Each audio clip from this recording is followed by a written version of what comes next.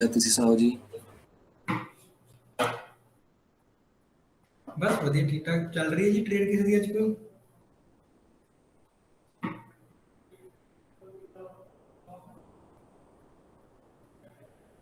Sir ਮੇਰਾ doubt ਸੀ ਇੱਕ। हाँ जी पूछो जी।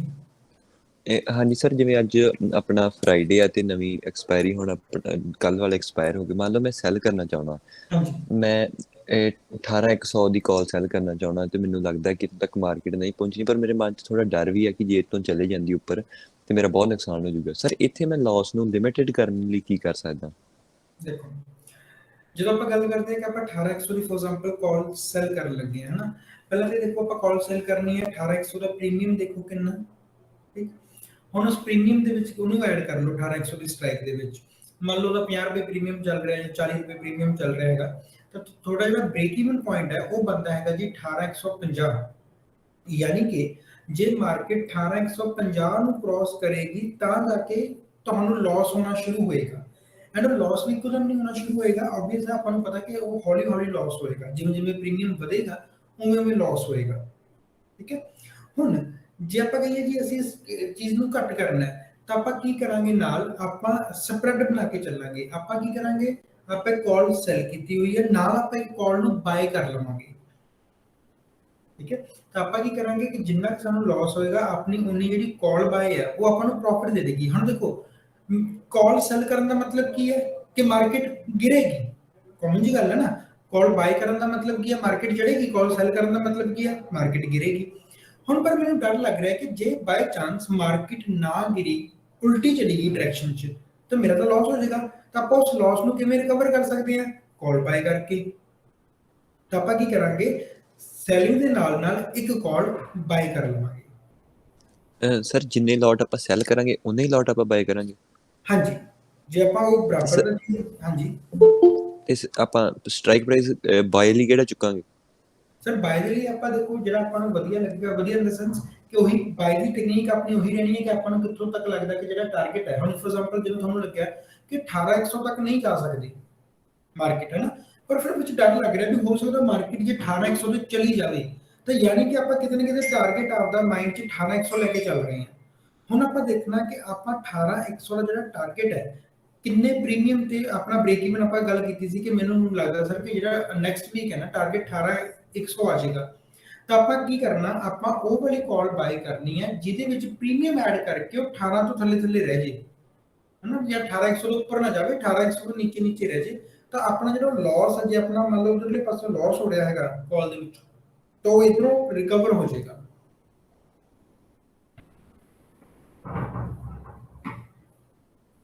ਬਾਇੰਗ ਦੀ ਸਟ੍ਰੈਟਜੀ ਸਰ ਆਪਾਂ ਉਹੀ ਸੇਮ ਰੱਖਦੇ ਆ ਕਿ ਜਿਹੜਾ ਵੀ ਮੇਰਾ ਟਾਰਗੇਟ ਮਾਈਂਡ 'ਚ ਚੱਲ ਰਿਹਾ ਬਸ ਉਹ ਉਹਦੇ ਬ੍ਰੇਕ ਇਵਨ ਦੇ ਉੱਪਰ ਨਾ ਜਾਵੇ ਟਾਰਗੇਟ ਤੋਂ ਨੀਚੇ ਨੀਚੇ ਮੇਰਾ ਬ੍ਰੇਕ ਇਵਨ ਰਹਿ ਜੇ ਤਾਂ ਉਹ ਆਪਾਂ ਉਹ ਵਾਲੀ ਸਟ੍ਰਾਈਕ ਚੂਜ਼ ਕਰ ਲਾਂਗੇ ਜਿੰਨਾ ਵੀ ਉਹਦਾ ਪ੍ਰੀਮੀਅਮ ਚੱਲ ਰਿਹਾ ਹੋਗਾ ਉਹਦੇ ਅਕੋਰਡਿੰਗ ਕੈਲਕੂਲੇਸ਼ਨਸ ਕਰਕੇ ਆਪਾਂ ਆਪਣਾ ਸ਼ੋਟ ਕਰ ਲਾਂਗੇ सर हेलो सर ਹਾਂਜੀ ਹਾਂਜੀ सर सीधा पुट शॉर्ट कर सकते हैं जे अजय भाई ने दसिया भी जिवें मार्केट 18100 तो जे उत्ते चली गई तो पुट शॉर्ट कर सकते हैं सीधा कला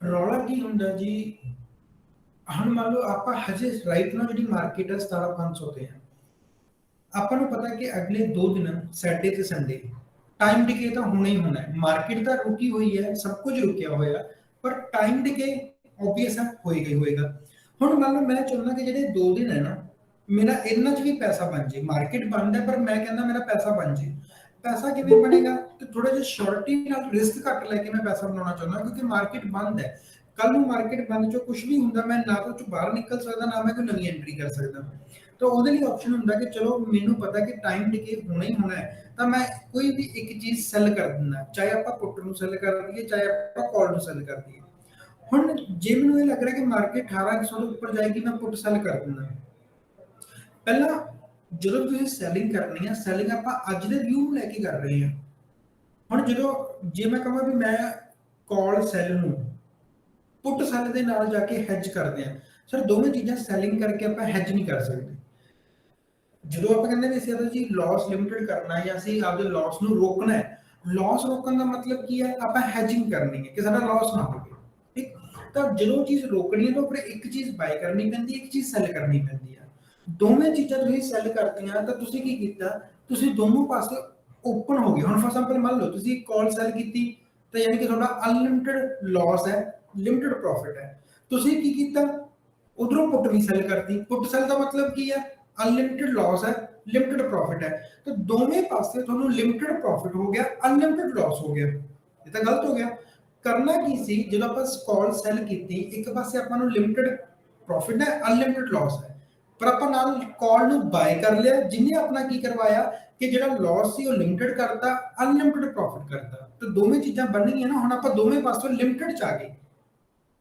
ਤੇ ਜੇ ਆਪਾਂ ਦੋ ਚੀਜ਼ਾਂ ਕੀਤੀਆਂ ਵੀ ਪਰ ਆਪਣਾ ਸਿਨੈਰੀਓ ਫਿਰ ਉਹੀ ਰਹਿ ਗਿਆ ਕਿ ਦੋਵਾਂ ਚ ਲਾਸ ਜਿਹੜਾ ਅਨਲਿਮਿਟਿਡ ਕਰ ਲਿਆ, ਪ੍ਰੋਫਿਟ ਆਪਾਂ ਲਿਮਿਟਿਡ ਕਰ ਲਿਆ, ਫਿਰ ਆਪਾਂ ਨੂੰ ਹੈਜ ਨਹੀਂ ਨਾ ਕਰ ਪਾਏ।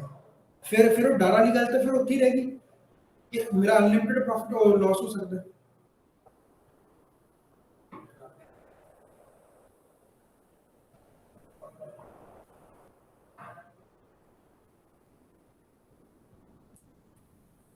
ਹਾਂਜੀ ਸਰ, ਹੋਰ ਕਿਸ ਦਾ ਕੋਈ ਡਾਊਟ ਹੋਵੇ ਜੀ?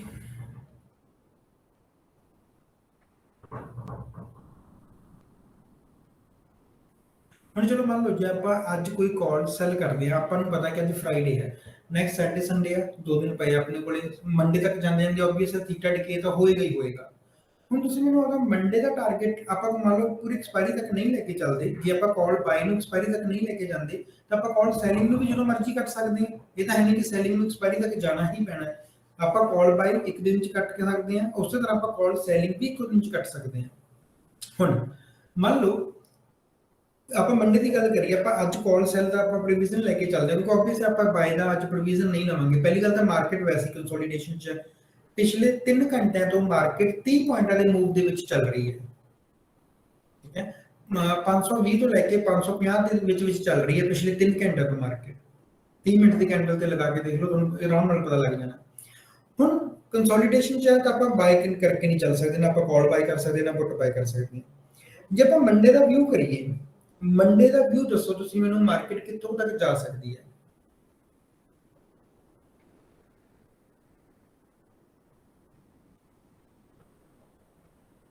ਬੋਲੋ ਕੋਈ ਜਣਾ। 17,700 ਤੱਕ ਅੱਪ ਜਾ ਸਕਦੀ ਹੈ। 17,800 ਤੱਕ ਜਾ ਸਕਦੀ ਹੈ ਜੀ ਮੰਡੇ। 17,600 ਤੱਕ ਜਾ ਸਕਦੀ ਸਰ। ਓਕੇ, 17,600 ਤੱਕ। 17,600। ਠੀਕ ਹੈ ਜੀ। ਹੁਣ ਮੈਨੂੰ ਇਹ ਦੱਸੋ ਵੀ ਆਪਾਂ ਸੈਲ ਕਰਨਾ ਹੈ, ਜਦੋਂ ਵੀ ਆਪਾਂ ਸੈਲਿੰਗ ਕਰਨੀ ਹੈ ਤਾਂ ਫਿਰ ਆਪਾਂ ਕੀ ਕਰਨਾ, ਲਾਈਕਲੀ ਬੈਟਸ ਕਿ ਅਨਲਾਈਕਲੀ ਬੈਟਸ? ਅਨਲਾਈਕਲੀ। ਅਨਲਾਈਕ, ਕਿਉਂਕਿ ਆਪਾਂ ਸੈਲਿੰਗ ਦਾ ਵਿਊ ਬਣਾ ਰਹੇ ਹਾਂ। ਤਾਂ ਮੈਨੂੰ ਇਹ ਪਤਾ ਲੱਗਾ ਕਿ 17,600 ਤੱਕ ਜਾ ਸਕਦੀ ਹੈ। ਅੱਛਾ, 17,700 ਤੱਕ ਜਾ ਸਕਦੀ ਹੈ? ਜਾ ਸਕਦੀ ਸਰ, 100 ਪੁਆਇੰਟ ਦਾ ਡਿਫਰੈਂਸ ਹੀ ਹੈ। ਚਲੋ ਆਪਾਂ ਨੂੰ ਲੱਗਾ ਵੀ 17,700 ਤੱਕ ਵੀ ਜਾ ਸਕਦੀ ਹੈ। ਹੁਣ ਦੱਸੋ ਵੀ 17,800 ਤੱਕ ਜਾ ਸਕਦੀ ਹੈ? ਨਹੀਂ ਸਰ, 300 ਪੁਆਇੰਟ ਦਾ ਗੈਪ ਹੋਏ ਨਾ ਫਿਰ ਉਹ 17,800 ਤੱਕ ਆਪਾਂ ਕਹਿੰਦੇ ਸਰ ਥੋੜਾ ਜਿਹਾ ਮੁਸ਼ਕਲ ਹੋ ਗਿਆ ਜੀ ਕਿ 300 ਪੁਆਇੰਟ ਹੈ ਹੁਣ ਰਾਈਟ ਨੂੰ 5-550 ਤੇ ਨਿਫਟੀ ਹੈਗੀ ਹੈ ਨਾ, 5 ਵਿਦ 250 ਪੁਆਇੰਟ ਜਾਂ ਕਹ ਲਓ 300 ਪੁਆਇੰਟ। ਹੁਣ ਦੱਸੋ ਜੇ ਗੈਪ ਅਪ ਓਪਨ ਹੋ ਜਾਏ ਫਿਰ ਮੰਡੇ? ਸਰ ਗੈਪ ਆ ਵੀ 150 ਪੁਆਇੰਟ ਜਾਂਦੀ ਹੈ, 150 ਹੱਦ 200। ਮੋਟਾ ਮੋਟਾ ਅੰਦਾਜ਼ਾ ਲਾ ਕੇ ਚੱਲਦੇ ਆ ਵੀ ਸਰ ਚਲੋ ਹਾਂ ਆਪਾਂ ਗੈਪ ਅਪ ਨੂੰ ਵੀ ਕਵਰ ਕਰ ਲਿਆ ਵੀ ਬਾਈ ਚਾਂਸ ਜੇ ਗੈਪ ਅਪ ਹੋ ਜਾਂਦੀ ਹੈ ਤਾਂ ਸਾਨੂੰ ਪਤਾ ਸਰ ਮਾਰਕੀਟ ਵੱਧ ਤੋਂ ਵੱਧ 150-200 ਪੁਆਇੰਟ ਗੈਪ ਅਪ ਹੋਏਗੀ ਜੀ, ਤਾਂ ਵੀ ਮਾਰਕੀਟ 17,800 ਤੱਕ ਨਹੀਂ ਜਾ ਪਾਊਗੀ। ਇਸ ਤੋਂ ਬਾਅਦ ਉਹਨੂੰ ਗੈਪ ਅਪ ਹੋ ਕੇ ਦੁਬਾਰਾ ਉੱਪਰ ਚੜਨਾ ਪਊਗਾ ਤਾਂ ਗੈਪ ਅਪ ਹੋਏਗੀ, ਅਦਰਵਾਈਜ਼ ਨਹੀਂ ਹੋਏਗੀ। ਕਲੀਅਰ? ਠੀਕ ਹੈ ਜੀ। ਹੁਣ ਆਪਾਂ ਇੱਕ ਅੰਦਾਜ਼ਾ ਲਾਇਆ ਕਿ ਮਾਰਕੀਟ 17,800 ਤੱਕ ਨਹੀਂ ਜਾ ਸਕਦੀ। ਠੀਕ ਹੈ, ਪਰ ਇਹਦੇ ਚ ਪ੍ਰੋਬਲਮ ਕੀ ਆਊਗੀ? ਆਪਾਂ ਨੂੰ ਪ੍ਰੋਬਲਮ ਇਹ ਆਊਗੀ ਕਿ ਅੱਜ ਮਾਰਕੀਟ 17,500 ਤੇ ਆ, ਬਾਈ ਚਾਂਸ ਮਾਰਕੀਟ 17,500 ਦੀ ਬਜਾਏ 17,700 ਤੇ ਚਲੀ ਜਾਂਦੀ ਹੈ ਮੰਡੇ, ਤਾਂ ਜਿਹੜਾ ਬਾਇਰ ਹੈ ਉਹਦਾ ਪ੍ਰੀਮੀਅਮ ਵਧੂਗਾ ਕਿ ਨਹੀਂ ਵਧੂਗਾ? ਵਧੂਗਾ। ਵਧ ਜਾਏਗਾ ਕਿ ਨਹੀਂ? ਵਧੂਗਾ। ਕਿੰਨਾ ਵਧੇਗਾ? ਹੁਣ ਆਪਾਂ ਕੈਲਕੂਲੇਸ਼ਨ ਲਗਾਉਣੀ ਹੈ ਕਿ 2 ਦਿਨ ਦਾ ਵਿੱਚ ਥੀਟਾ ਮਾਈਨਸ ਕਰ ਲਓ ਤੇ ਜਿਹੜਾ ਉਹਦਾ ਮੰਨ ਲਓ 200 ਦੇ ਪਿੱਛੇ, ਹੁਣ ਮੰਨ ਲਓ ਆਪਾਂ ਗੱਲ ਕਰ ਰਹੇ ਹਾਂ ਜੀ 17,800। ਚਲੋ ਆਪਾਂ ਸਕਰੀਨ ਮੈਂ ਔਨ ਕਰਦਾ ਤੇ ਆਪਾਂ ਬਣਾ ਹੀ ਲੈਂਦੇ ਆ ਆਪਦਾ ਇੱਕ ਵਿਊ।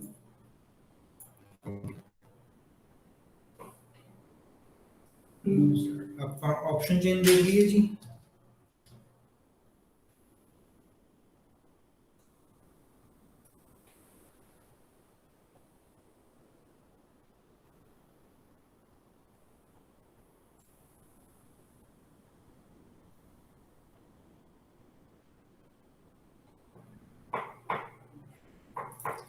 ਓਕੇ ਸਰ, ਮੈਨੂੰ ਲੱਗ ਰਿਹਾ ਸੀਗਾ ਕਿ ਮਾਰਕੀਟ 17800 ਤੱਕ ਨਹੀਂ ਜਾ ਸਕਦੀ। ਤਾਂ ਜੇ ਮੈਂ 17800 ਦੀ ਗੱਲ ਕਰਾਂ ਤਾਂ ਇਹਦਾ ਜਿਹੜਾ ਸਰ ਟ੍ਰੇਡ ਪ੍ਰਾਈਸ ਚੱਲ ਰਿਹਾ ਜੀ 51 ਰੁਪਏ ਚੱਲ ਰਿਹਾ, ਠੀਕ ਹੈ। ਇਹਦੇ ਵਿੱਚ ਡੈਲਟਾ ਹੈਗਾ 0.25 ਤੇ ਥੀਟਾ ਹੈਗਾ -9 ਰੁਪਏ। ਯਾਨੀ ਕਿ ਸਭ ਤੋਂ ਪਹਿਲੀ ਗੱਲ ਤਾਂ ਇਹ 9 ਰੁਪਏ ਕਵਰ ਕਰਨ ਦੇ ਲਈ, ਠੀਕ ਹੈ, ਮਾਰਕੀਟ ਨੂੰ ਕਿੰਨਾ ਚੱਲਣਾ ਪੈਣਾ ਹੈਗਾ 0.25। 36 ਪੁਆਇੰਟ ਜੇ ਮਾਰਕੀਟ ਚੱਲੂਗੀ ਤਾਂ 9 ਰੁਪਏ ਕਵਰ ਹੋਣਗੇ। ਚਲੋ ਹੁਣ ਆਪਾਂ 2 ਦਿਨਾਂ ਦੀ ਗੱਲ ਕਰ ਲੈਂਦੇ ਆ, ਤਾਂ 36 × 2 ਕਰ ਲਓ, 72 ਪੁਆਇੰਟ। ਜੇ ਮਾਰਕੀਟ 72 ਪੁਆਇੰਟ ਚੱਲ ਜਾਂਦੀ ਹੈ ਤਾਂ ਜਿੰਨੇ ਵੀ ਮੰਨ ਲਓ ਬਾਇਰ ਜਿਹੜਾ ਹੋਏਗਾ ਤਾਂ ਉਹਨੂੰ ਕੋਈ ਫਾਇਦਾ ਨਹੀਂ ਹੋਣਾਗਾ, ਉਹ ਨੋ ਪ੍ਰੋਫਿਟ ਨੋ ਲਾਸ ਤੇ ਹੋਏਗਾ, ਕਿਉਂਕਿ ਜੇ 72 ਪੁਆਇੰਟ ਚੱਲਦੀ ਹੈ ਉਹਦਾ ਡੈਲਟਾ 0.25 ਹੈ ਜਾਂ ਹੁਣ 0.24 ਰਹਿ ਗਿਆ, ਤਾਂ ਉਹਦੇ 9 ਰੁਪਏ ਹੀ ਕਵਰ ਹੋਣੇ ਆ ਜਿਹੜੇ ਉਹ ਸੈਟਰਡੇ ਸੰਡੇ ਗਵਾਏਗਾ। ਮਾਰਕੀਟ ਹੈ ਜੀ 550 ਤੇ, ਤੁਹਾਨੂੰ ਲੱਗਦਾ ਕਿ ਮਾਰਕੀਟ ਜੇ 650 ਤੇ ਚਲੀ ਗਈ ਤਾਂ ਆਬਵੀਅਸ ਹੀ ਗੱਲ ਹੈ ਨਾ, ਉਸ ਬੰਦੇ ਦਾ ਪ੍ਰੋਫਿਟ ਹੈ ਕਿ ਲਾਸ ਹੈ?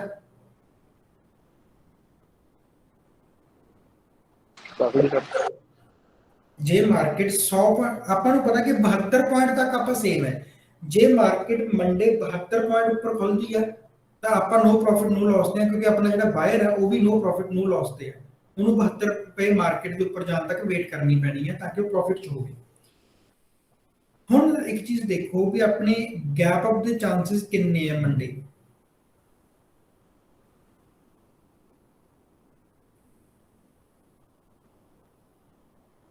ਤੁਹਾਨੂੰ ਮੰਡੇ ਗੈਪ ਅਪ ਦੇ ਚਾਂਸਸ ਕਿੰਨੇ ਲੱਗਦੇ ਆ?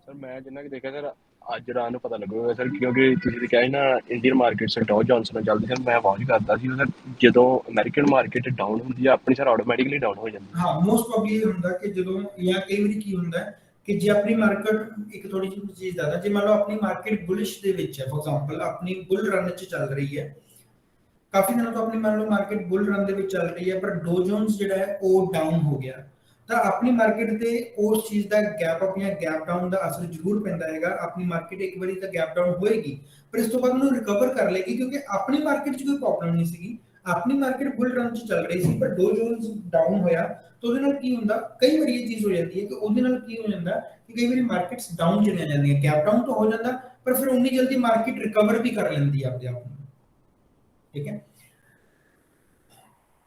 ਤੇ ਕਈ ਵਾਰੀ ਕੀ ਹੁੰਦਾ ਕਿ ਮੰਨ ਲਓ ਡੋ ਜੋਨਸ ਅਪ ਚੱਲ ਰਿਹਾ, ਆਪਣੀ ਮਾਰਕੀਟ ਵੀ ਬੁੱਲ ਰਨ ਦੇ ਵਿੱਚ ਚੱਲ ਰਹੀ ਹੈ, ਤਾਂ ਮਾਰਕੀਟ ਨੂੰ ਥੋੜਾ ਜਿਹਾ ਹੋਰ ਹੱਲਾਸ਼ੇਰੀ ਮਿਲ ਜਾਂਦੀ ਹੈ, ਮਾਰਕੀਟ ਗੈਪ ਅਪ ਹੁੰਦੀ ਹੈ, ਪਰ ਉਹ ਗੈਪ ਅਪ ਤੋਂ ਬਾਅਦ ਮੁੜ ਕੇ ਨਹੀਂ ਆਉਂਦੀ। ਆਪਾਂ ਕਈ ਵਾਰੀ ਕਹਿੰਦੇ ਨੇ ਕਿ ਮਾਰਕੀਟ ਜੀ ਗੈਪ ਫਿਲ ਕਰਨ ਆਈ ਹੈ, ਪਰ ਕਈ ਵਾਰੀ ਨਹੀਂ ਵੀ ਆਉਂਦੀ।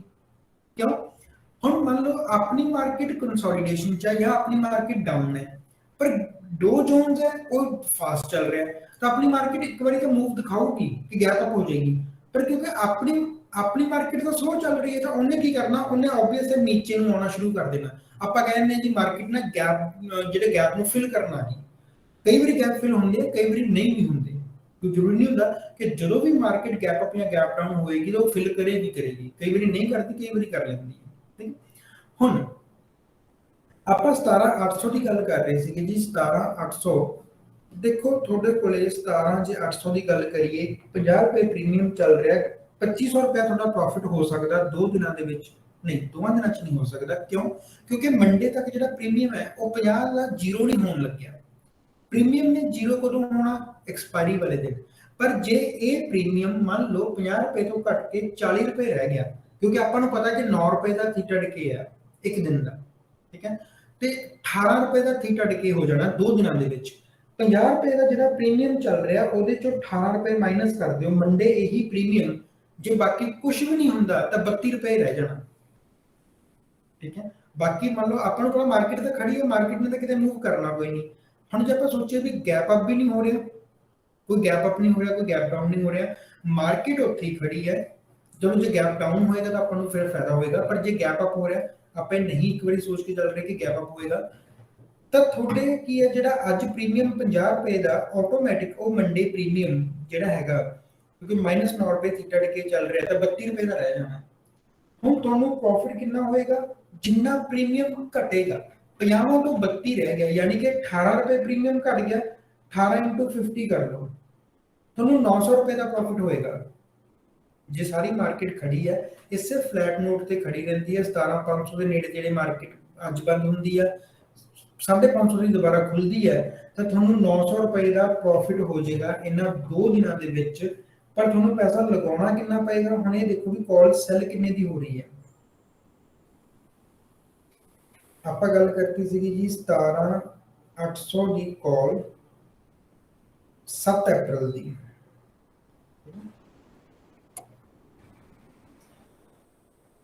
ਸਿਰੇ ਸੈਲ ਹੋ ਰਹੀ ਹੈ ਜੀ 93,000 ਰੁਪਏ ਦੀ। 93,000 ਰੁਪਏ ਦੀ ਸੈਲ ਹੋ ਰਹੀ ਹੈ ਤੇ ਤੁਹਾਨੂੰ 1000 ਰੁਪਇਆ ਬਣਾ ਦੂਗੀ, ਨੋਟ ਬੈਡ। 2 ਦਿਨਾਂ 'ਚ ਤੁਸੀਂ 10% ਬਣਾ ਹੀ ਲਓਗੇ, ਸੌਰੀ 10% ਨਹੀਂ 1% ਬਣ ਜੂਗਾ ਤੁਹਾਡਾ 2 ਦਿਨਾਂ 'ਚ। 900 1% ਸਰ 2 ਦਿਨਾਂ ਦੇ ਵਿੱਚ ਜਿਹੜੀ ਤੁਹਾਡੀ ਰਿਟਰਨ ਹੈ ਉਹ 1% ਹੋ ਜਾਏਗੀ। ਜੇ ਮਾਰਕੀਟ ਹੋਰ ਕੁਝ ਨਹੀਂ ਕਰਦੀ, ਕੋਈ ਮੂਵ, ਆਪਾਂ ਨੂੰ ਪਤਾ ਮਾਰਕੀਟ ਨੇ ਮੂਵ ਤਾਂ ਵੈਸੇ ਹੀ ਨਹੀਂ ਕਰਨਾ ਸਾਡੇ ਸੰਡੇ।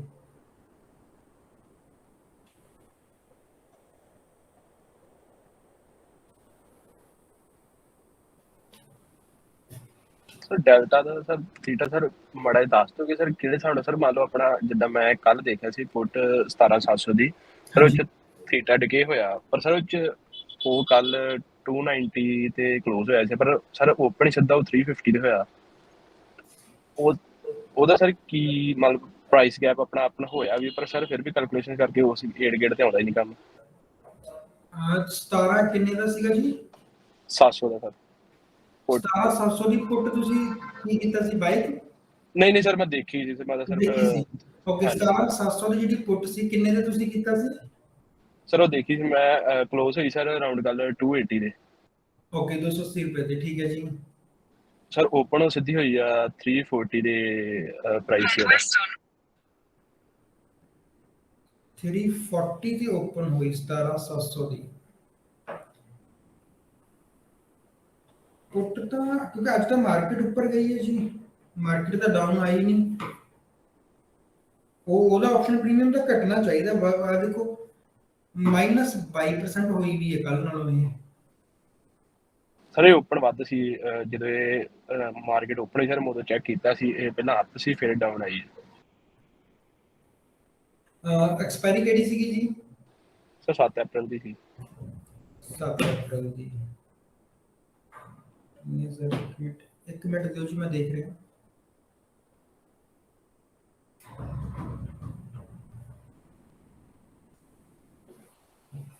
ਅੱਜ ਦਾ ਹਾਈ ਸੀਗਾ ਜੀ ਦਾ 330, ਲੋ ਮਾਰਿਆ ਨੇ 213।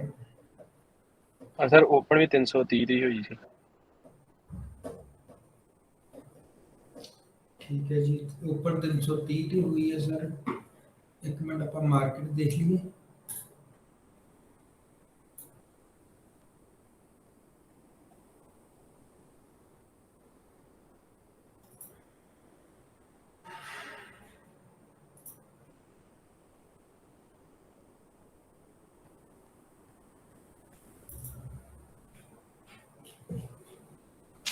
ਸਰ ਮੈਂ ਕੱਲ ਦੇਖਦਾ ਸੀ, ਉਹਨੇ 50 ਪੁਆਇੰਟ ਦੇ ਗਏ ਸੀ ਅਰਾਊਂਡ 1 ਵਜੇ। ਇਹ 523 ਤੇ ਸੀ ਮਾਰਕੀਟ ਸਰ, ਉਦੋਂ ਮੈਂ ਕੀਤਾ ਸੀ, ਦੇਖਿਆ ਸੀ ਵੀ ਮਾਰਕੀਟ ਡਾਊਨ ਹੈ। ਸਰ ਇੱਕ ਗੱਲ ਪੁੱਛਣਾ, ਜਿਹੜੀਆਂ ਕੈਂਡਲਸ ਹਾਈਕਨੈਸ਼ੀ ਆ ਸਰ, ਉਹਨਾਂ 'ਚ ਜ਼ਿਆਦਾ ਨਹੀਂ ਪਤਾ ਲੱਗ ਜਾਂਦਾ ਬੁੱਲ ਰਨ ਦਾ ਤੇ ਬੇਰਿਸ਼ ਦਾ ਪੈਟਰਨ ਦਾ? ਨਹੀਂ ਸਰ, ਹਾਈਕਨੈਸ਼ੀ ਦੇ ਵਿੱਚ ਇਦਾਂ ਨਹੀਂ ਹੁੰਦਾ ਗਾ, ਕਿਉਂਕਿ ਜਿਹੜਾ ਆਪਾਂ ਓਪਨ ਲੋ ਕਲੋਜ਼ ਦੇਖਦੇ ਆ ਨਾ, ਉਹ ਫਿਰ ਆਪਣਾ ਨਹੀਂ ਤਾਂ ਚੇਂਜ ਹੋ ਜਾਂਦਾ ਉਹ ਚੀਜ਼। ਹਾਂਜੀ ਸਰ, ਉਹ ਐਵਰੇਜ ਪ੍ਰਾਈਸ ਦੱਸਦਾ ਵੈਸੇ ਤੇ ਉਹ, ਪਰ ਸਰ ਉਹ ਆਪਾਂ ਨੂੰ ਜੇ ਆਪਾਂ ਟ੍ਰੈਂਡ ਦੇਖਣਾ ਹੋਵੇ ਸਰ, ਉਹ ਜ਼ਿਆਦਾ ਕਲੀਅਰ ਨਹੀਂ ਟ੍ਰੈਂਡ ਦੱਸਦਾ ਵੀ ਅਪਵਰਡ ਆ ਕਿ ਡਾਊਨ ਟ੍ਰੈਂਡ ਕੈਂਡਲਸ ਦੇ ਹਿਸਾਬ ਨਾਲ, ਜੇ ਆਪਾਂ ਇੰਟਰਾਡੇ ਕਰਦੇ ਆ। ਨਹੀਂ, ਉਹਦੇ ਨਾਲ ਦੇਖੋ ਪਤਾ ਕੀ ਹੁੰਦਾ, ਕੁਝ ਸਟ੍ਰੈਟਜੀਜ਼ ਜਿਹੜੀਆਂ ਪਿੱਛੇ ਕੈਲਕੂਲੇਸ਼ਨਸ ਚੱਲਦੀਆਂ ਆਪਾਂ ਐਵਰੇਜ ਪ੍ਰਾਈਸ ਦੇ ਬੇਸਿਸ ਤੇ ਲੈ ਕੇ ਚੱਲਦੇ, ਜਿਵੇਂ ਆਪਾਂ ਸ਼ੈਂਡਲਰ ਕੀਤੀ ਹੋਈ ਹੈ ਨਾ, ਇਚਮੋਕੂ ਕੀਤੀ ਹੈ, ਉਹ ਐਵਰੇਜ ਪ੍ਰਾਈਸ ਦੇ ਨਾਲ ਲੈ ਕੇ ਚੱਲਦੀਆਂ। ਹੁਣ ਕੁਝ ਸਟ੍ਰੈਟਜੀਜ਼ ਉਹ ਨੇ ਜਿਹੜੀਆਂ ਕਲੋਜ਼ ਪ੍ਰਾਈਸ ਦੇ ਨਾਲ ਚੱਲਦੀਆਂ ਨੇ। ਜਦੋਂ ਆਪਾਂ ਇੰਡੀਕੇਟਰ, ਹੁਣ ਜਿਵੇਂ ਮੰਨ ਲਓ ਆਪਾਂ ਸਿੰਪਲੀ ਆਪਾਂ EMA ਲਗਾਇਆ ਹੋਇਆ ਜਾਂ ਆਪਾਂ ਪਿਵਟ ਲਗਾਇਆ ਹੋਇਆ, ਤੇ ਐਵਰੇਜ ਪ੍ਰਾਈਸ ਨਾਲ ਨਹੀਂ ਚੱਲਦੀਆਂ, ਇਹ ਕਲੋਜ਼ਿੰਗ ਪ੍ਰਾਈਸ ਦੇ ਨਾਲ ਚੱਲਦੀਆਂ ਨੇ। ਹੁਣ ਤੁਸੀਂ ਜੇ ਸਰ ਆਪਾਂ ਕੱਲਾ ਪ੍ਰਾਈਸ ਐਕਸ਼ਨ ਦੇ ਹਿਸਾਬ ਨਾਲ ਸਰ, ਜਿੱਦਾਂ ਤੁਸੀਂ ਇਹੋ ਹੀ ਆ ਦੇਖ ਲਓ ਵੀ ਪੈਟਰਨ ਅਪ ਐਂਡ ਡਾਊਨ ਬਣ ਡਿਆ, ਪਰ ਸਰ ਜੇ ਚ ਆਪਾਂ ਹਾਈਕਨੈਸ਼ੀ ਲਈ ਸਰ, ਉਹ ਡਿਫਰੈਂਟ ਕੈਂਡਲਸ ਆ, ਉਹ ਪ੍ਰੋਪਰ ਦੱਸਦੀਆਂ ਵਾ ਵੀ ਜੇ ਤੁਸੀਂ ਇੱਥੋਂ ਲੈ ਕੇ ਇੱਥੋਂ ਤੱਕ ਬੁਲਿਸ਼ ਸੀ ਪੈਟਰਨ, ਭਾਵੇਂ ਉਹ 'ਚ ਸਰ ਇਸ ਕੈਂਡਲ ਦੇ ਵਿੱਚ ਆਪਣੇ ਰੈੱਡ ਵੀ ਬਣ, ਪਰ ਉਹ ਉਨੀਆਂ ਡਾਊਨ ਨਹੀਂ ਆਉਂਦੀਆਂ। ਇਹ 'ਚ ਸਰ ਜ਼ਿਆਦਾ ਨਹੀਂ ਕਲੀਅਰ ਬਣ ਜਾਂਦਾ। ਇਹ ਹਾਈਕਨੈਸ਼ੀ ਹੈ, ਠੀਕ ਹੈ, ਇਹ ਆਪਣੀ ਨਾਰਮਲ ਕੈਂਡਲ ਹੈ।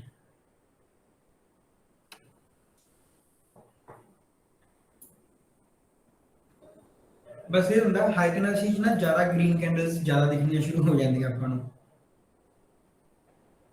ਠੀਕ ਹੈ, ਕਿਉਂਕਿ ਉਹ ਐਵਰੇਜ ਸਰ ਹਾਂਜੀ ਸਰ, ਉਹ 'ਚ ਗੈਪ ਅਪ ਗੈਪ ਡਾਊਨ ਦਾ ਪਤਾ ਨਹੀਂ ਲੱਗਦਾ ਵੀ ਉਹ ਐਵਰੇਜ ਸਾਰਾ ਕੱਢ ਦਿੰਦਾ। ਐਵਰੇਜ ਕਰ ਲੈਂਦਾ, ਤੇ ਐਵਰੇਜ ਆਪਾਂ ਨੂੰ ਪਤਾ ਹੀ ਹੈ ਕਿ ਮਾਰਕੀਟ ਜਦੋਂ ਦੀ ਸ਼ੁਰੂ ਹੋਈ ਹੈ, ਮਾਰਕੀਟ ਹਮੇਸ਼ਾ ਉੱਪਰ ਹੀ ਜਾਂਦੀ ਹੈ, ਮਾਰਕੀਟ ਕਦੇ ਡਾਊਨ ਨਹੀਂ ਹੁੰਦੀ। ਕਿ ਜਦੋਂ ਆਪਾਂ ਐਵਰੇਜ ਪ੍ਰੋਸੈਸ ਦੇਖਦੇ ਆ, ਆਪਾਂ ਕਹਿੰਦੇ ਹਾਂ ਕਿ ਹਰ ਸਾਲ ਜਿਹੜੀ ਨਿਫਟੀ ਹੈ ਉਹ 10-11% ਤੋਂ ਲੈ ਕੇ 15% ਤੱਕ ਹਮੇਸ਼ਾ ਉੱਪਰ ਹੀ ਜਾਂਦੀ ਹੈ।